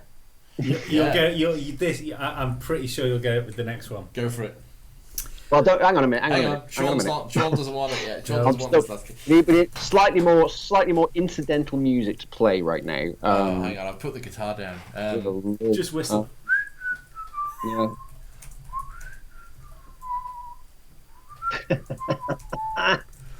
See, this is what the medium of the internet was invented for. It It's was. like- It was invented for me doing a little dance Oh, whilst they Mr. whistle. Cat. Whilst they wait for Sean to That was on the wrong camera, so people got to see me typing. The good thing is on the basis of this episode, the American Secret Service will not be interested in your data. I think. That's what Those we want them slides. to think. Sure, Fine. if you don't hurry up and get the question right, no one's going to be interested in your data. There it is. There it is. It's escalated now, isn't it? It's all out of control. Good. Now you're gone and give us the last. Give us the last one. I can't remember who has 12 wins. I took pole in my F1 debut. All right. It's Is it Mario Andretti? I'm Mario Andretti. Very, very good. Very good. Well, that's amazing. Mario Andretti only had 7 other podiums that weren't wins. Right, I have to admit, the funny thing is that you mentioned the pole in the Grand Prix debut. I had Andretti and Carlos Reutemann in mind, and both those drivers took pole in their debut. Yeah. Did Jack Villeneuve take pole on his debut as well? He did. He's the most recent driver of Yeah. the three to have done it. And Mario, because Mario won Kyle Army 1971. They didn't win again until Fuji 76. And then, of course, got into the ground effect Lotuses. So that would explain the disparity between the number of wins compared to the number of podiums. But I didn't know that, you see. That's why I like people asking me questions. I never realized, wow, vast majority of his podiums were wins. I've never thought to look. So, I learned something. I learned something from this experience as well. That's why I love being asked these questions. It's great. And I want to thank Eric Roth for those questions. He sent them into Lee. Who's just taught the stat man something, so he's going to be happy about that. Yeah, absolutely. Yeah. And you know the really embarrassing thing. The really embarrassing thing. Like last Tuesday, I was with Mario Andretti in Pennsylvania. We did a show together, and I'm really glad that he didn't ask me any of those questions. But I am glad that the next time I see him, I will know them. Yeah, well, there you go.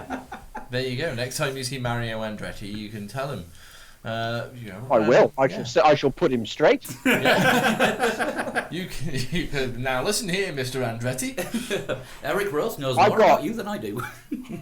I tell you what, I went up on the stage in that show, and I swear to God, this is true. I bowed to Mario like Wayne's World style, right? And as Mario handed me the mic, he did the same to me. And I said to everyone when I got on the stage, I said, I wish my mum was alive to just see Mario Andretti bow to me. Did you see that? Is that a thing that just happened? Did I imagine that? Like, I don't even care if he was being sarcastic. It's like, that's Mario, like the coolest dude in the whole of motorsport, just bowed to me. That's like the greatest thing ever. That is cool. Very cool indeed. That is exceptional. I'm looking at the list, and we have the Formula Lee things to do, which I haven't sent round again. Just to explain for anyone new on this, it's the weekly or fortnightly or every race challenge on the PS4, the Xbox One or the PC. Lee sets a challenge of the circuit where the next Grand Prix is going to be and the car and the conditions. You can set it up yourself, and basically we do the top 10 times, but we're in a competition all the way through the season. Yeah. Prizes to be announced. Decent times this week. You had to get under 1:38.6 to make the top 10. We've got a little challenge running between the four of us, and Chris won this week's. Lee got defeated. Ooh. So what was it? 138.6 to make the top 10. 136.6. Oh, sorry, 136.6 to make the top 10. So the top 10. I'll just give the names out, not the times, because the times will be going up on the website. There's people playing PlayStation who are actually being faster than the cars were last year. Must have been. Yeah. The winning time, I'll get to that in a second. But 10th we have Freddie Brunner. 9th, James Holman, an actual racing driver. Finn Wilson was 8th. Dave the Flying Flynn 7th. Luke, who set the first total shunt question tonight, he was in 6th. Pete Bull 5th. Adam Neal 4th. Jeff Sharp, last week's winner, was 3rd. James Penny 2nd, and winning with a time of 1:35.494 for a lap was Bradley Chambers. Well, congratulations, Bradley! But that's a crazy time. So impressive. I'll get the list of times up on the website for those watching on YouTube tomorrow. For those listening to the podcast, I've done it already. Mm-hmm. It's going to get confusing. That's it for Formula Lee this week. You've got to set a challenge for the next one. Quickly. Because it made me sad because Flood beat me. Oh dear. Bahrain, nighttime or evening. Evening. In a Red Bull. In the rain. Oh. Bahrain in the rain? Yeah. Yeah. Rains all the time in Bahrain. It doesn't. Mainly on the plane. I think you think of Spain. Oh. Yeah, Spain's in a couple of races' time. I think that's probably about it for tonight. Would you say? Do you want to go through the Chinese Grand Prix quickly, or I think have we talked about it quite a bit? We've kind of covered China. Kind of covered China.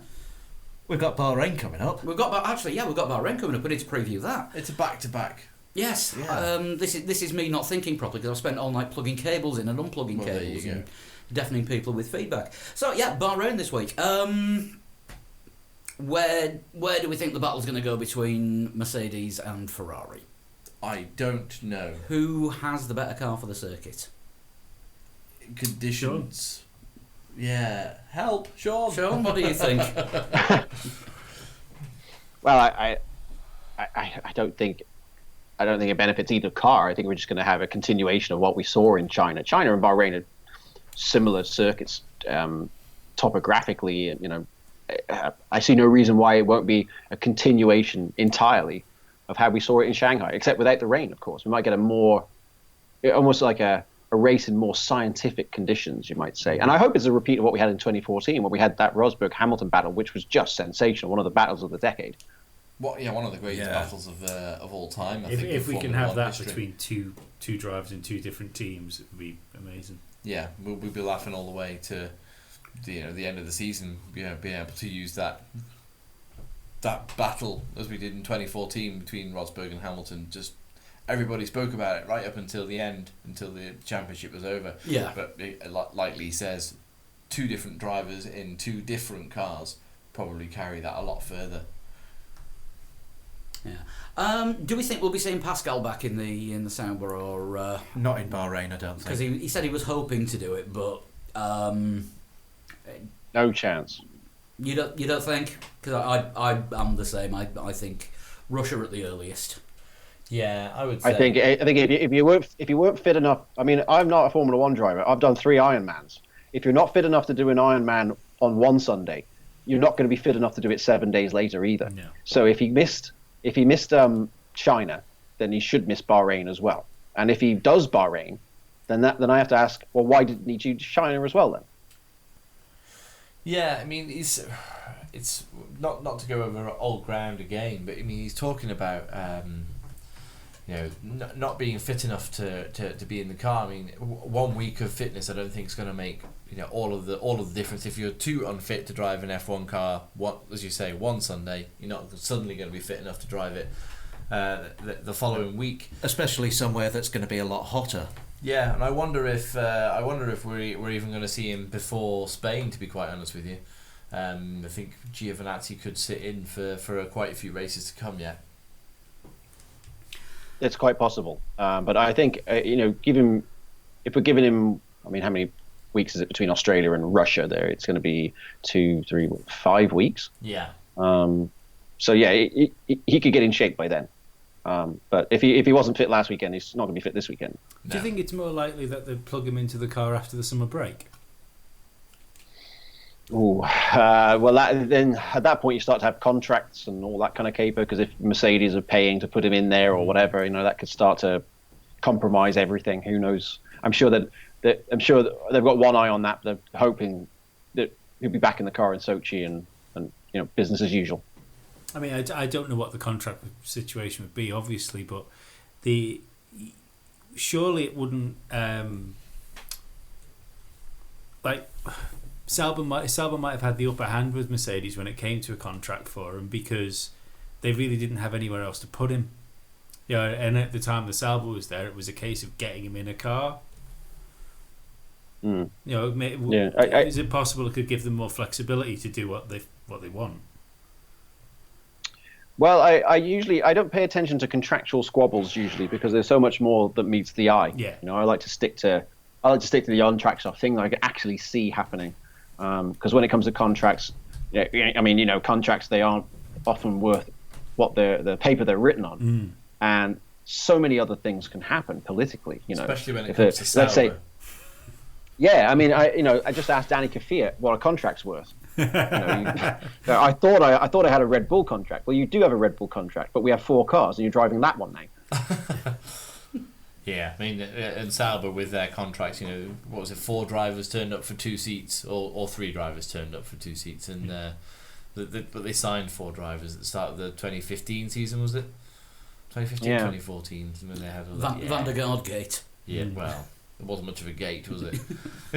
I just thought then Kvyat Actually, probably, I thought you brought that up just simply to use the pun, the Van der Garde gate. Very good. Somebody noticed that one of my puns got through at last. Again, I've been waiting 100 shows for this. It had to happen at some point.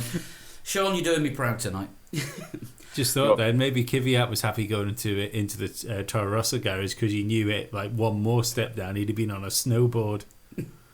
Yeah, or riding a bicycle down a ski ramp on fire. Red Bull Extreme. I would say though, in all seriousness, Danny Kvyat is a real. There's a yin yang going on psychologically there, because on the one hand it seems like a demotion, it seems like a rejection emotionally, but on the other hand, remember, you are in a Toro Rosso, which is a very competitive car. Yeah. I mean, you're still in Formula One. You know, it's the game's not up. You can still get back into this with consistent performances this season, and we're saying, I think this season will be the emergence of Carlos Sainz in the public eye. If he's hanging on to Carlos Sainz, that will do his career an endless amount of good. It's not. He shouldn't dwell on what happened last year and just reset the mind, because he's a better driver than just be tooling around at the back. I think it shows. It maybe not benefited him, but when you look at the turnaround he's had to do from where he was sort of psychologically, when you saw him in interviews and stuff like that after the demotion. He was broken then. He's done really well just to pull himself out of that. And now we're seeing him set in the fastest lap in Australia. Yeah. And trying to, yeah. Well, no, he set it, and then someone else set a faster one. Well, yeah, I think he might have done. That's called trying to set the fastest lap. If a Sauber goes out in Q1 and sets the first time, that doesn't mean they're on pole position. Just so you know, it does to me. I gotta say though, I quite enjoyed that. I don't know about you, Sean. I quite enjoyed that the radio feed we had at the end of the Australian Grand Prix, when Danny Kvyat was asking what the fastest lap was, and can I try and beat it? And then you had Kimi Raikkonen just going out there, not asking as such. And who else was this? Was it Vettel? Did Vettel ask what the fastest lap was? There was definitely a fair few of them who were. Yeah, there's a fair few of them who sort of took on this fastest lap battle, and all in cars that you wouldn't normally expect to get a fastest lap. And it was great to see that battle just towards the end of the race. It doesn't mean much because you don't get points for fastest lap, of course. But I enjoyed that. And Kimi Raikkonen, of course, the king of fastest laps. I mean, that was something like his 43rd career fastest lap. Only Schumacher had 47. So, for some reason, Kimi Raikkonen, who can be just an enigma, but he always gets the fastest lap. And I think he's still him and Schumacher are still tied, I think. I must confess, I can't remember. I don't use this stat very often, but most fastest laps in a season, I think he had 10 in 2005. Yeah, which is crazy. That's 2005 was what, a 17 race season, I think. 2005 was 18. Was it 19? Possibly. I don't think it was 19. I think it was 18, 17 or 18. Anyway, that's not. Let's go to the tape. Let's have a look. Not as many as it is now. We know. 2005 was a 19 race season. You 1-0 win to Staff. again.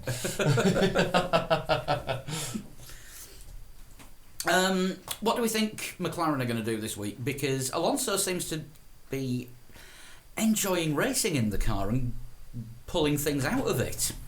Like bits of metal that are broken.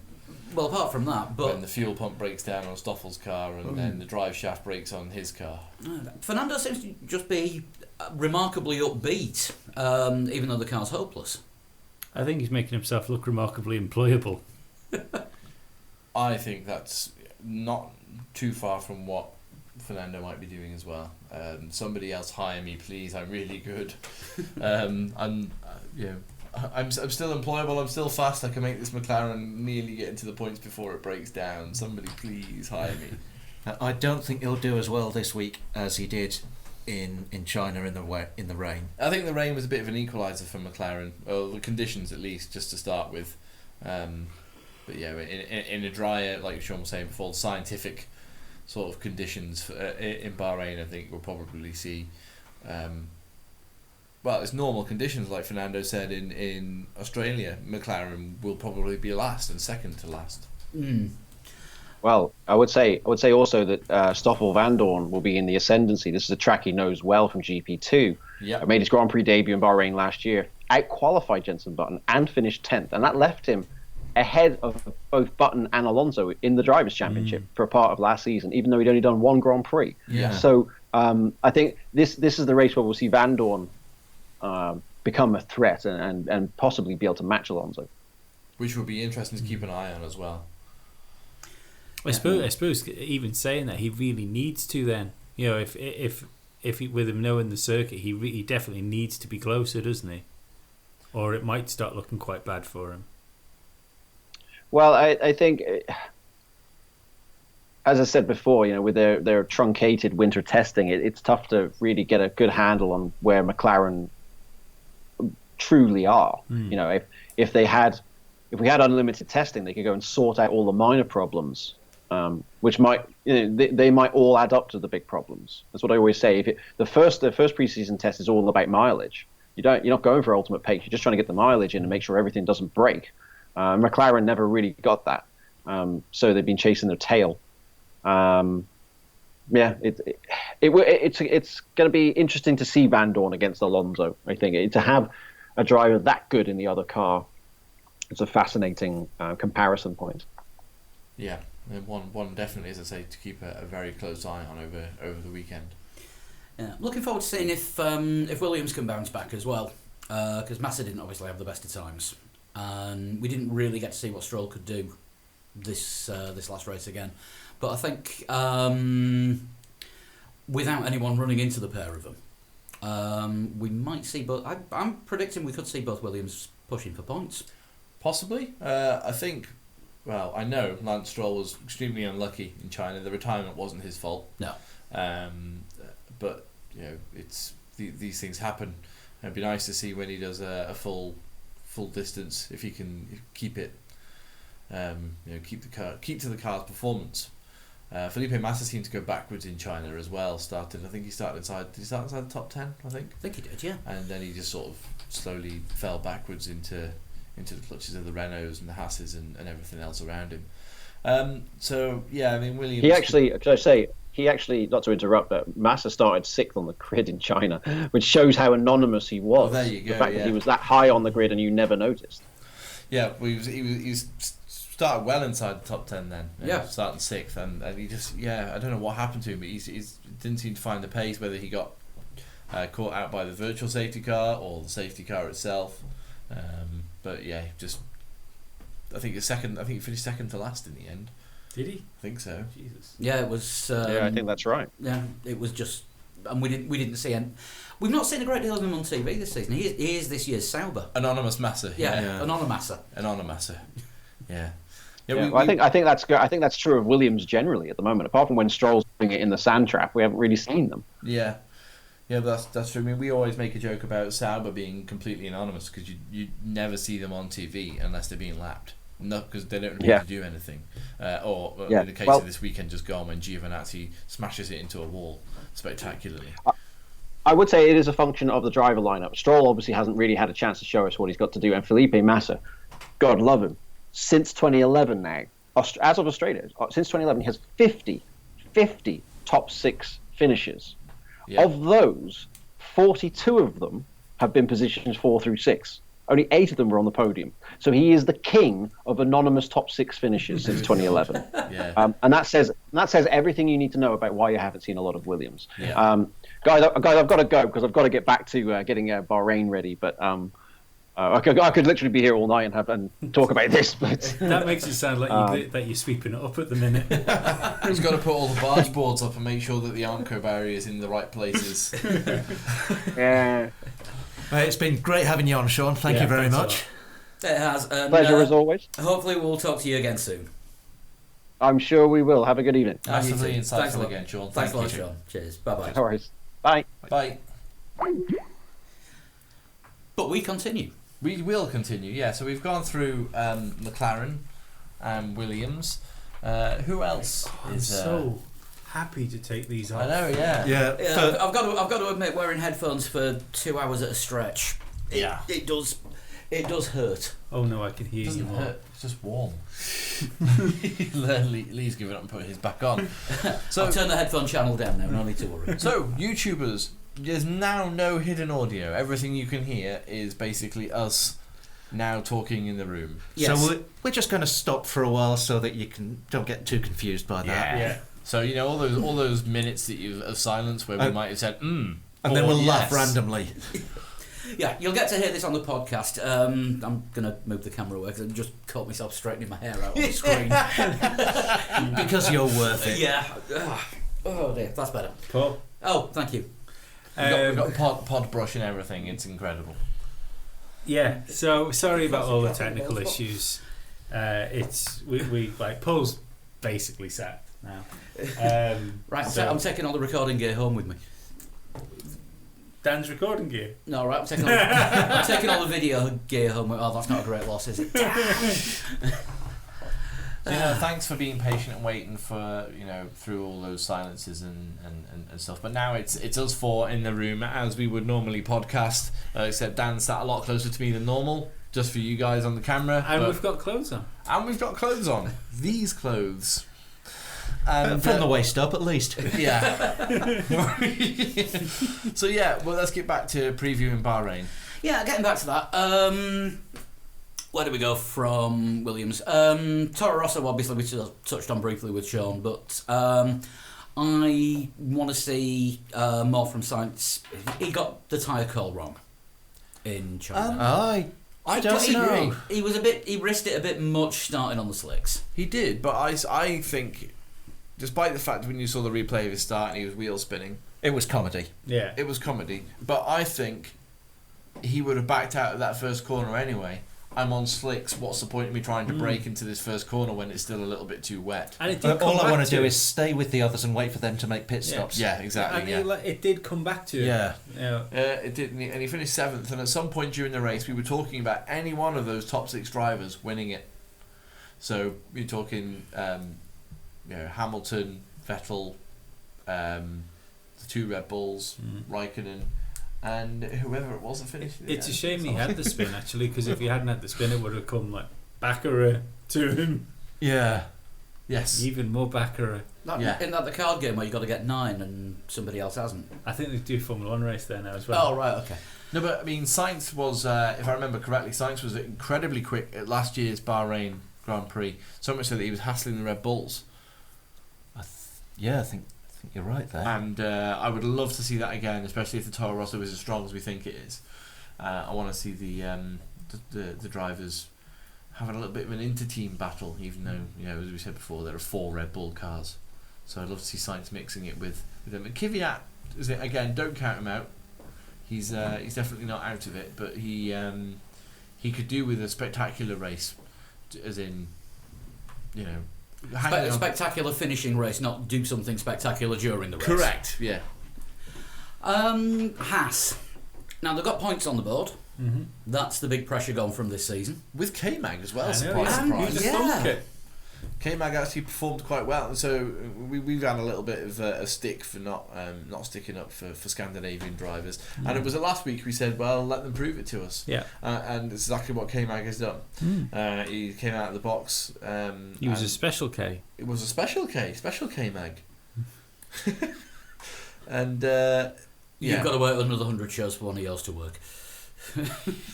that was his.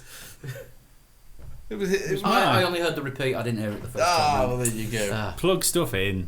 Knock things No, over. I'm not editing. No. Can I go to bed now? But yeah, No, we've got a Patreon podcast next. Yeah, that is true. Yeah, we. Well, Haas. I think I want to see them doing. I want to see everybody doing a bit better, scoring points. I don't know what happened to Romain Grosjean during the race. Did see him making quite a good overtake on Felipe Massa, but that was about it. yeah, I don't know if he had any problems, did he, at any point, or just. To be honest, there was so Can't much going on remember. up the front that I can't remember. I think he had at the several back. pit stops. Did he have a puncture? Oh, he did have a puncture. Yes, well remembered now. Yes, there was a puncture in there somewhere, Yeah. wasn't there? Yeah, for Romain Grosjean, which might have ruined his race. Almost definitely did. So yeah, Haas, difficult to say where they're going to be in Bahrain. Could be threatening points. Should be threatening points, really. Along with the Force Indians, are they up next? They are up next. Yes. Yeah, Force India. Great to see Ocon sort of hanging on Perez's tail. I said last week I wanted to see a little bit more from Esteban Ocon, and he was sort of in and about with Sergio Perez. Although we did lose out in the on-track battle with him. Ocon has been pretty impressive for me in the 2 races this season. Just is effectively a rookie. He's come from crawling around the back in a manner for half a season, not even getting to start last season, and moved up to a mid-grid team. And he's showing that he's worth his position there. Yeah, definitely. And he's doing his job. Yeah. And this after all the fuss about Verline's the next big thing. Oh, it's going to be Stoffel. Like I keep saying, Could be Esteban Ocon. just watch out for Ocon, just because he's quietly getting on with it and proving that he's got the ability. Yeah. The Force India performs better than it looks, shall we say? Performs better than it looks. We know they've got slight problems with the weight of their car.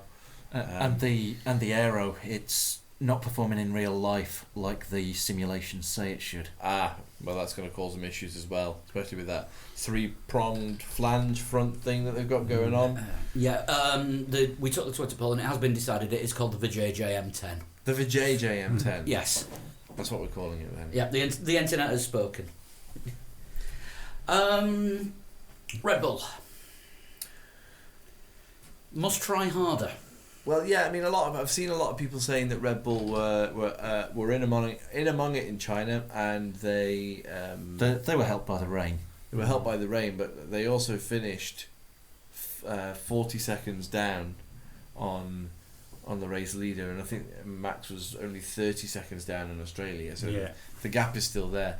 And on single lap pace, I think they're a full second slower than Ferrari per lap on single lap pace. So I mean, that's per lap on single lap pace sounds stupid, I know, but every time they do a single lap, they're a second down on Ferrari. In qualifying runs. Yeah, but that's still putting them sort of 5th and 6th at the moment. It's not where they want to be. Best of the rest at the moment, but if they are going to make it a 3-way fight, they need to dramatically close that race pace gap. There's a big step that they need to make for that. Yeah. We did get a comment on Twitter from Jana, who I know is watching tonight, 'cause I've seen her pop up on the comments. Hello, Jana. Is this a season where Danny Rick gets webbered? I think we're actually going to see it. I think Lee's already alluded to it a couple of times this year. I think we're going to see a lot of teams 1-2ing their drivers. And I think what we're going to have to. Yeah, and I think Red Bull might have to do that as well. And I wouldn't say straight away that Max is gonna outperform Danny Rick. It's not that clear cut at the moment.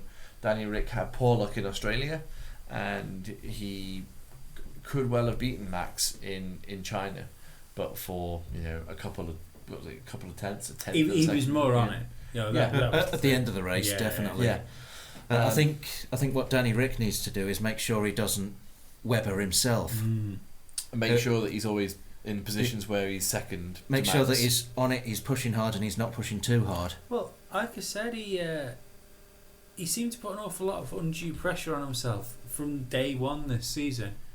Whenever he was asked about what was going on within the team, it was Verstappen's young, he's got many years ahead, this is my time, this sort of thing. And you just wonder whether that's part of the issue. It can't be easy having someone as hyped as Max Verstappen as your teammate.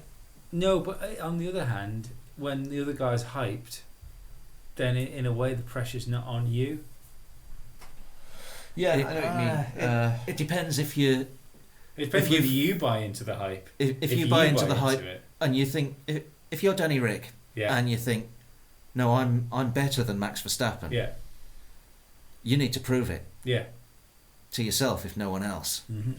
I don't think Danny Rick's going to get webbered. Not yet. It's up to Danny Rick to do that, though.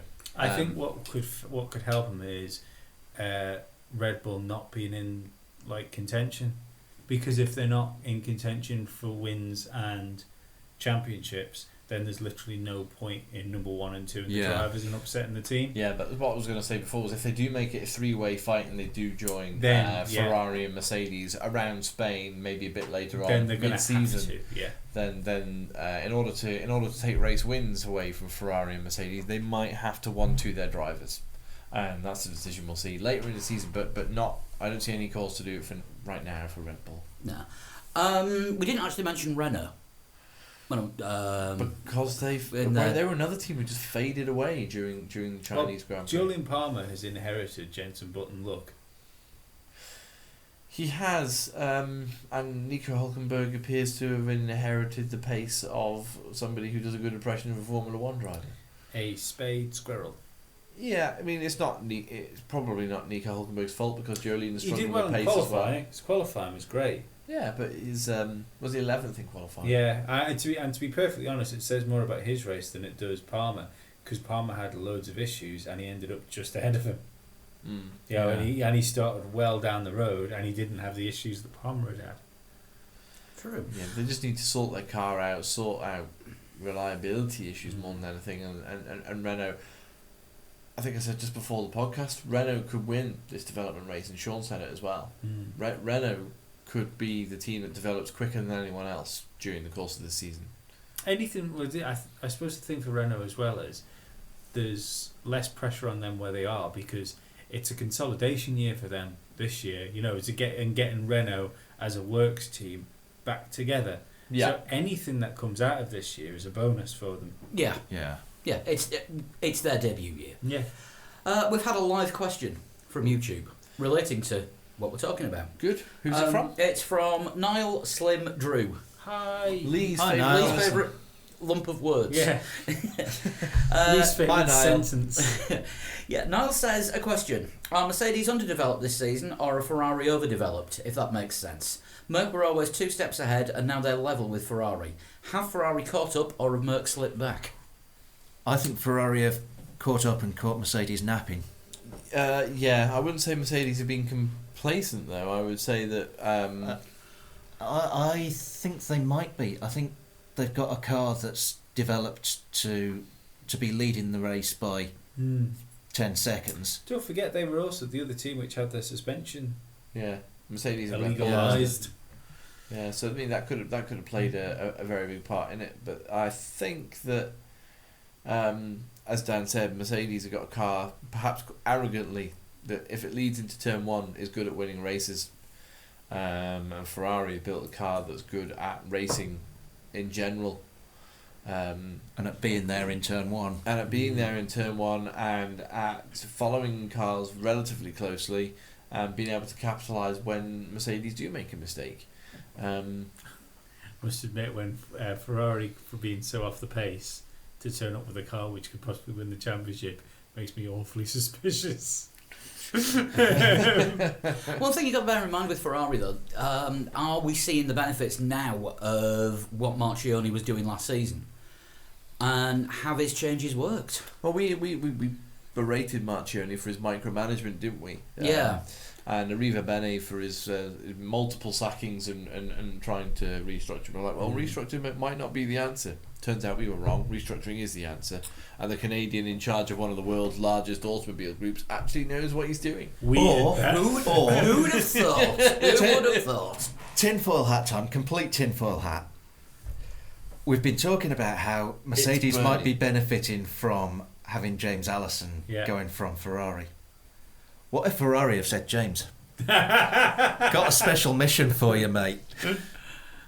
Special Agent Allison. Yeah. I don't have a heart, I have a galloping horse in my chest. And he's just in there as a mole. Absolutely. They're giving him an Italian blood transfusion. He's there. His bloodstream is now 10% olive oil.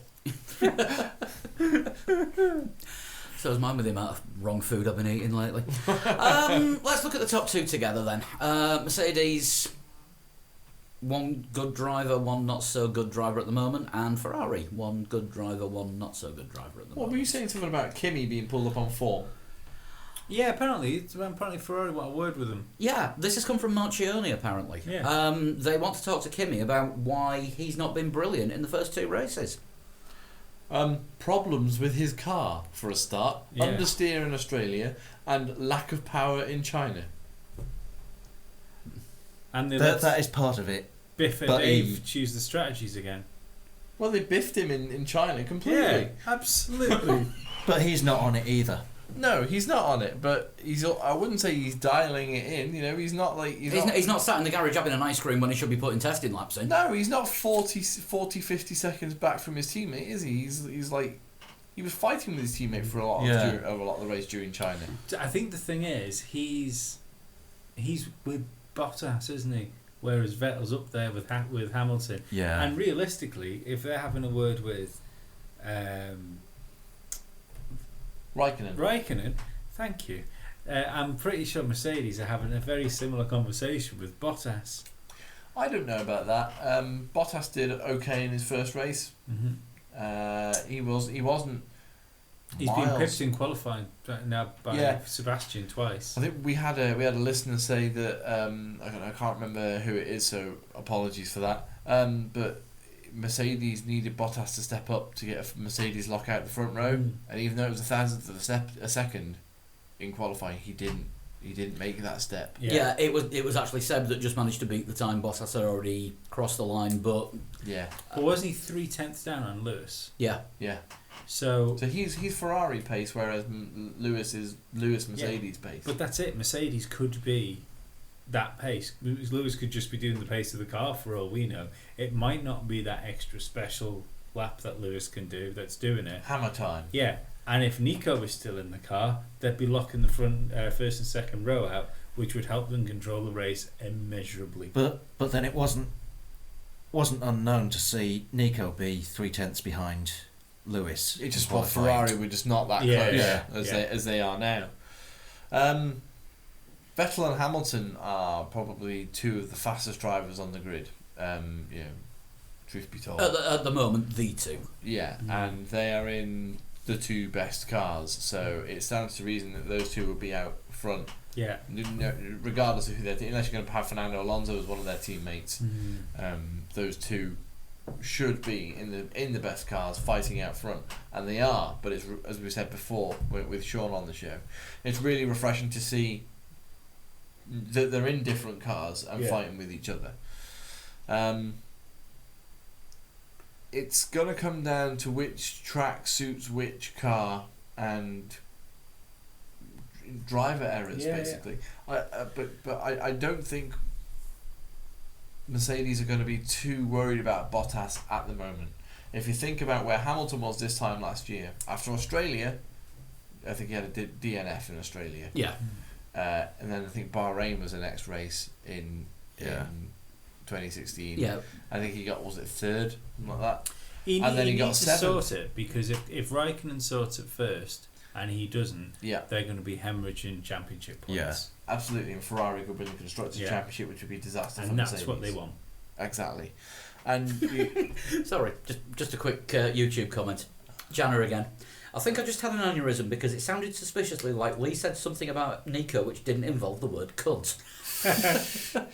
That is true. That happened. That actually happened. I'll have to listen back. I'm liking this live interactive stuff. It's good. It works so much better when we can interact with the people who listen to us. And if we don't have Skype calls, I think we should do this every week. Yeah, I think that'd be nice. We probably should. Yeah. For a portion, if not the whole thing. Yeah. And we might even sort it so it doesn't look like we're fucking building some sort of time machine. Yeah, all these cables do look a little bit like we're preparing to source electric from Alaska. I thought we were. I daren't see what my electric box is doing. Just don't look at it, Lee. It's fine. Don't look at it. But yeah, sorry, I've lost where we were. Bottas and Raikkonen. Yes. Yeah, you're right. If Raikkonen sorts things out first, then they might be on to Bottas. But in relation to where Bottas is now to where Hamilton was this time last year, it's not a problem. It's easily pullbackable. Oh yeah, Except Hamilton was a proven driver. Well, Bottas is, but he's just Bottas is not with Mercedes. He's not with a Formula 1 car yet, in my eyes. Yeah, he's been up against Massa for a long time. Yeah. And not Massa at his best. No, he's anywhere between Hakkinen and Kovalainen at the minute. Also, two Finnish drivers. Yeah. Wasn't an accident. Ta-da! Speaking of finish, should we finish for the... Oh God, I just punched YouTube. You've been wanting to do that for years. I only want to see comment sections. Our comments are good. Yeah, we like our own comment section. This is the first interaction I've had with So, YouTube without the world being flat on it. Should we do predictions, heroes and villains? Yeah, I think that's a good idea. Somebody else go first because I need time to think. Lee, you go first. Hero. Fernando Alonso again. Villain. No, hero. Hero, Fernando Alonso. Yeah, and he's gonna, because the car might make it to the end and he might score a point. Ooh, that's bold. That's almost a bold That's prediction. 2 bold predictions. Yeah, that it might make it to the end. Villain, just want to boil a bit of piss, don't I? So Kevin Magnussen, Kevin Magnussen. for no apparent reason. Because of Because he's Scandinavian. Yeah. because K-Mag. And your top 3? Lewis. No. Vettel, Lewis, Verstappen. Verstappen 3rd. Interesting. Quite interesting. I'll go with... No, actually, no. Sorry, Kimi. Kimi 3rd? Yeah, Kimi 3rd. Yeah, I'm going to go slight deviation on your top 3. And the Scandinavian bashing goes on. Hi, Daniel.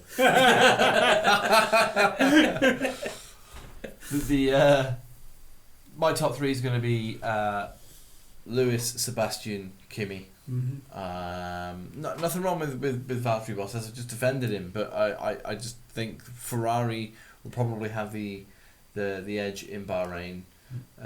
Just thinking of the track layout. I think Mercedes were a bit lucky in China with the virtual safety car and the safety car. If there was no safety car, Mercedes may well have lost that completely. Yeah. So it'll be interesting to see what Hamilton's like with some more pressure on him as well, because there was pressure on him in Australia, and you could argue he cracked a little bit. You know, it's because his head dropped in Australia. Yeah, it did. So, yeah, it'd be interesting. Yeah, in Bahrain's hero. Probably Magnussen's fault. Well, my villain, I'm going to say that my villain is Eric Boulier. I think he's going to explode. Really? Yeah, media-wise. He's going to go mental. He's going to be... Oh, right, no. Pop. No, I don't think he's going to eat all the pastries and physically explode. I just think... I don't think he's going to physically explode.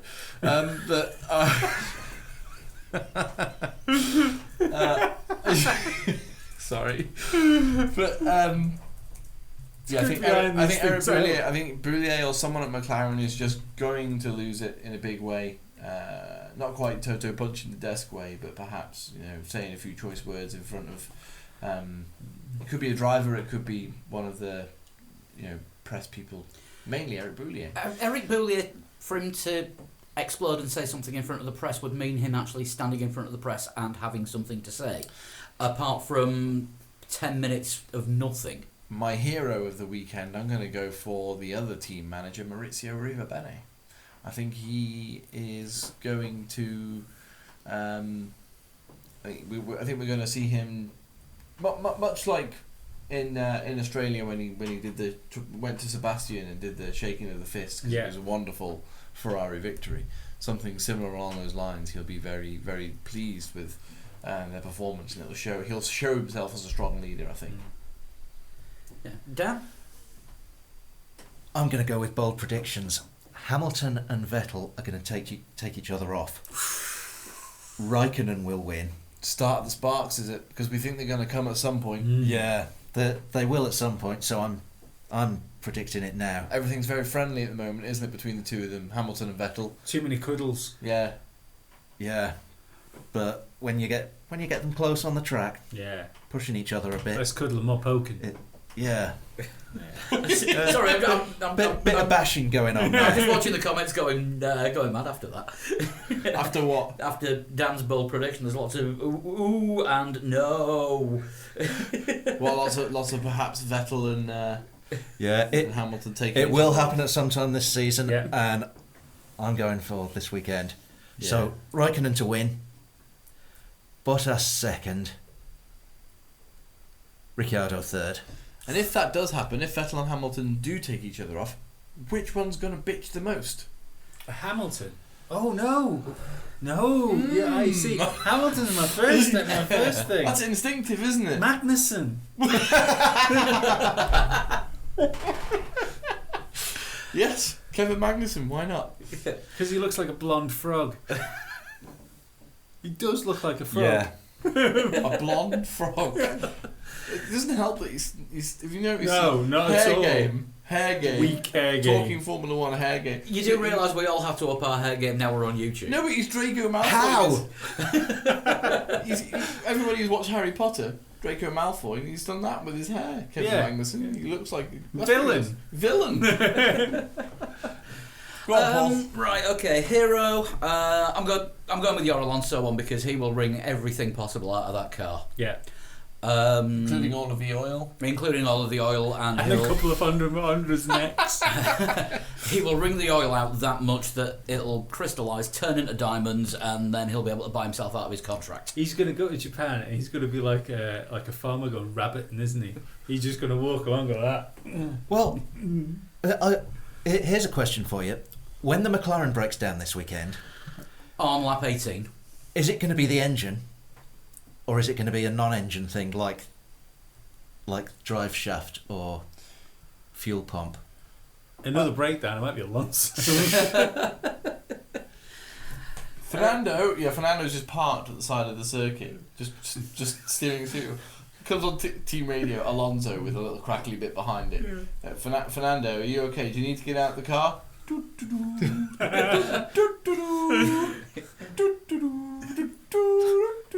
That's a theme tune for Dynasty.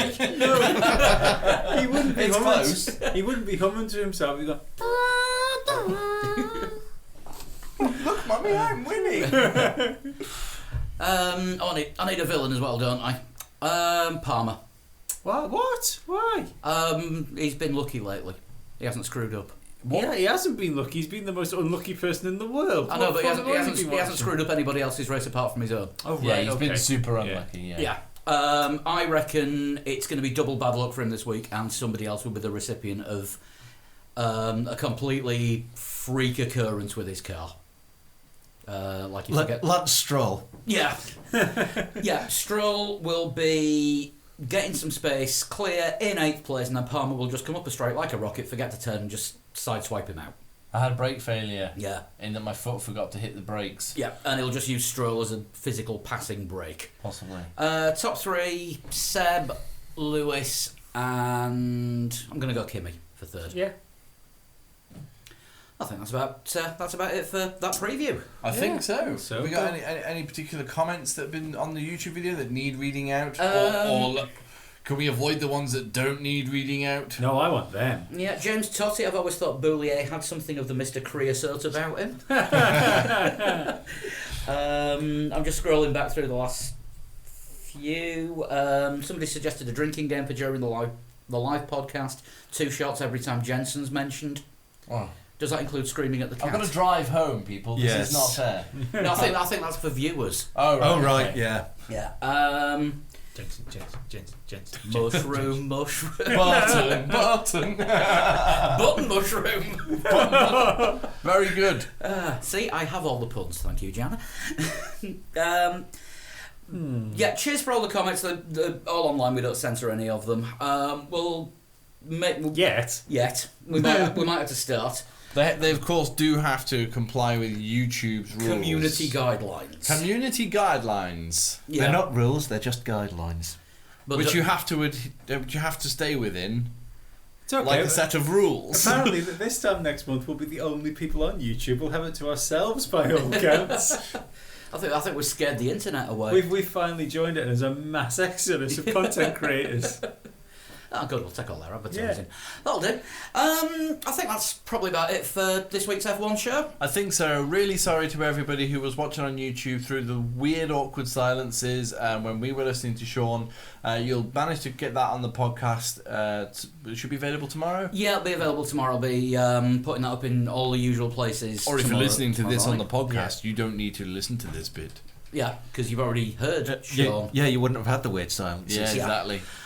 This We is where can you- do a special mix if you want. No, we can't. if we keep talking like this, you're going to have to explain to me what paradox means again. Exactly. It's that powder you put in your bath when you're feeling a bit stiff after you've been working all day. And it relaxes you. No, that's Pars Radox. It's not the stuff that smells like the sea. Yeah. Yes. No, that's the C. Oh, fuck it! Why is the world so confusing? Because world. How can people get in contact with us? How can people get in contact with us? We have the Facebook page. We have Twitter at 3 Legs 4 Wheels. I'm at a Total Shunt. I'm at Flood21. I'm at Danbert. And I'm at Pablo100. You can also get an extra podcast every week by subscribing to Patreon. So if you go to patreon.com and search for 3 Legs 4 Wheels, we've got that there. Lots of rewards. We have special versions of, which camera I'm looking at, that one. These t-shirts. Yep. Yes. Personalised for the pay drivers. We'll be putting the t-shirts on sale on the website very soon. Yep. People who also signed up for extra rewards for Patreon, please be patient. Think that they are coming. It's not our fault, but they are on the way. We're now at the stage where we've got the t-shirts, we've got the badges, we've got the postcards, we've got the mailbags. I just need to find out how I can get them all posted off easily and where to and what paperwork. And legally and what paperwork we need to fill in. Because it's customs. If you give me that camera, I can give us a professional outro on the sly. On the sly. You want that camera? Give me that. Put it on that on the YouTube, and I can give us a professional outro. What, tonight? Yeah. Now. Live. Yeah. You want to do it live? Right. You can also email us at 3legs4wheels@gmail.com. So the amateur outro from me and the rest of us is bye. Thanks, YouTubers. You've been wonderful. Thanks for sticking around. We'll see you sometime soon. We'll be back next week. And Lee, apparently you're going to take over the camera. Let me just... not... Oh.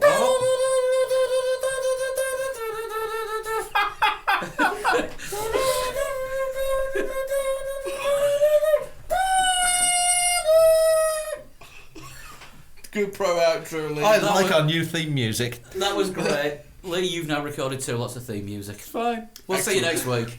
Bye. Bye.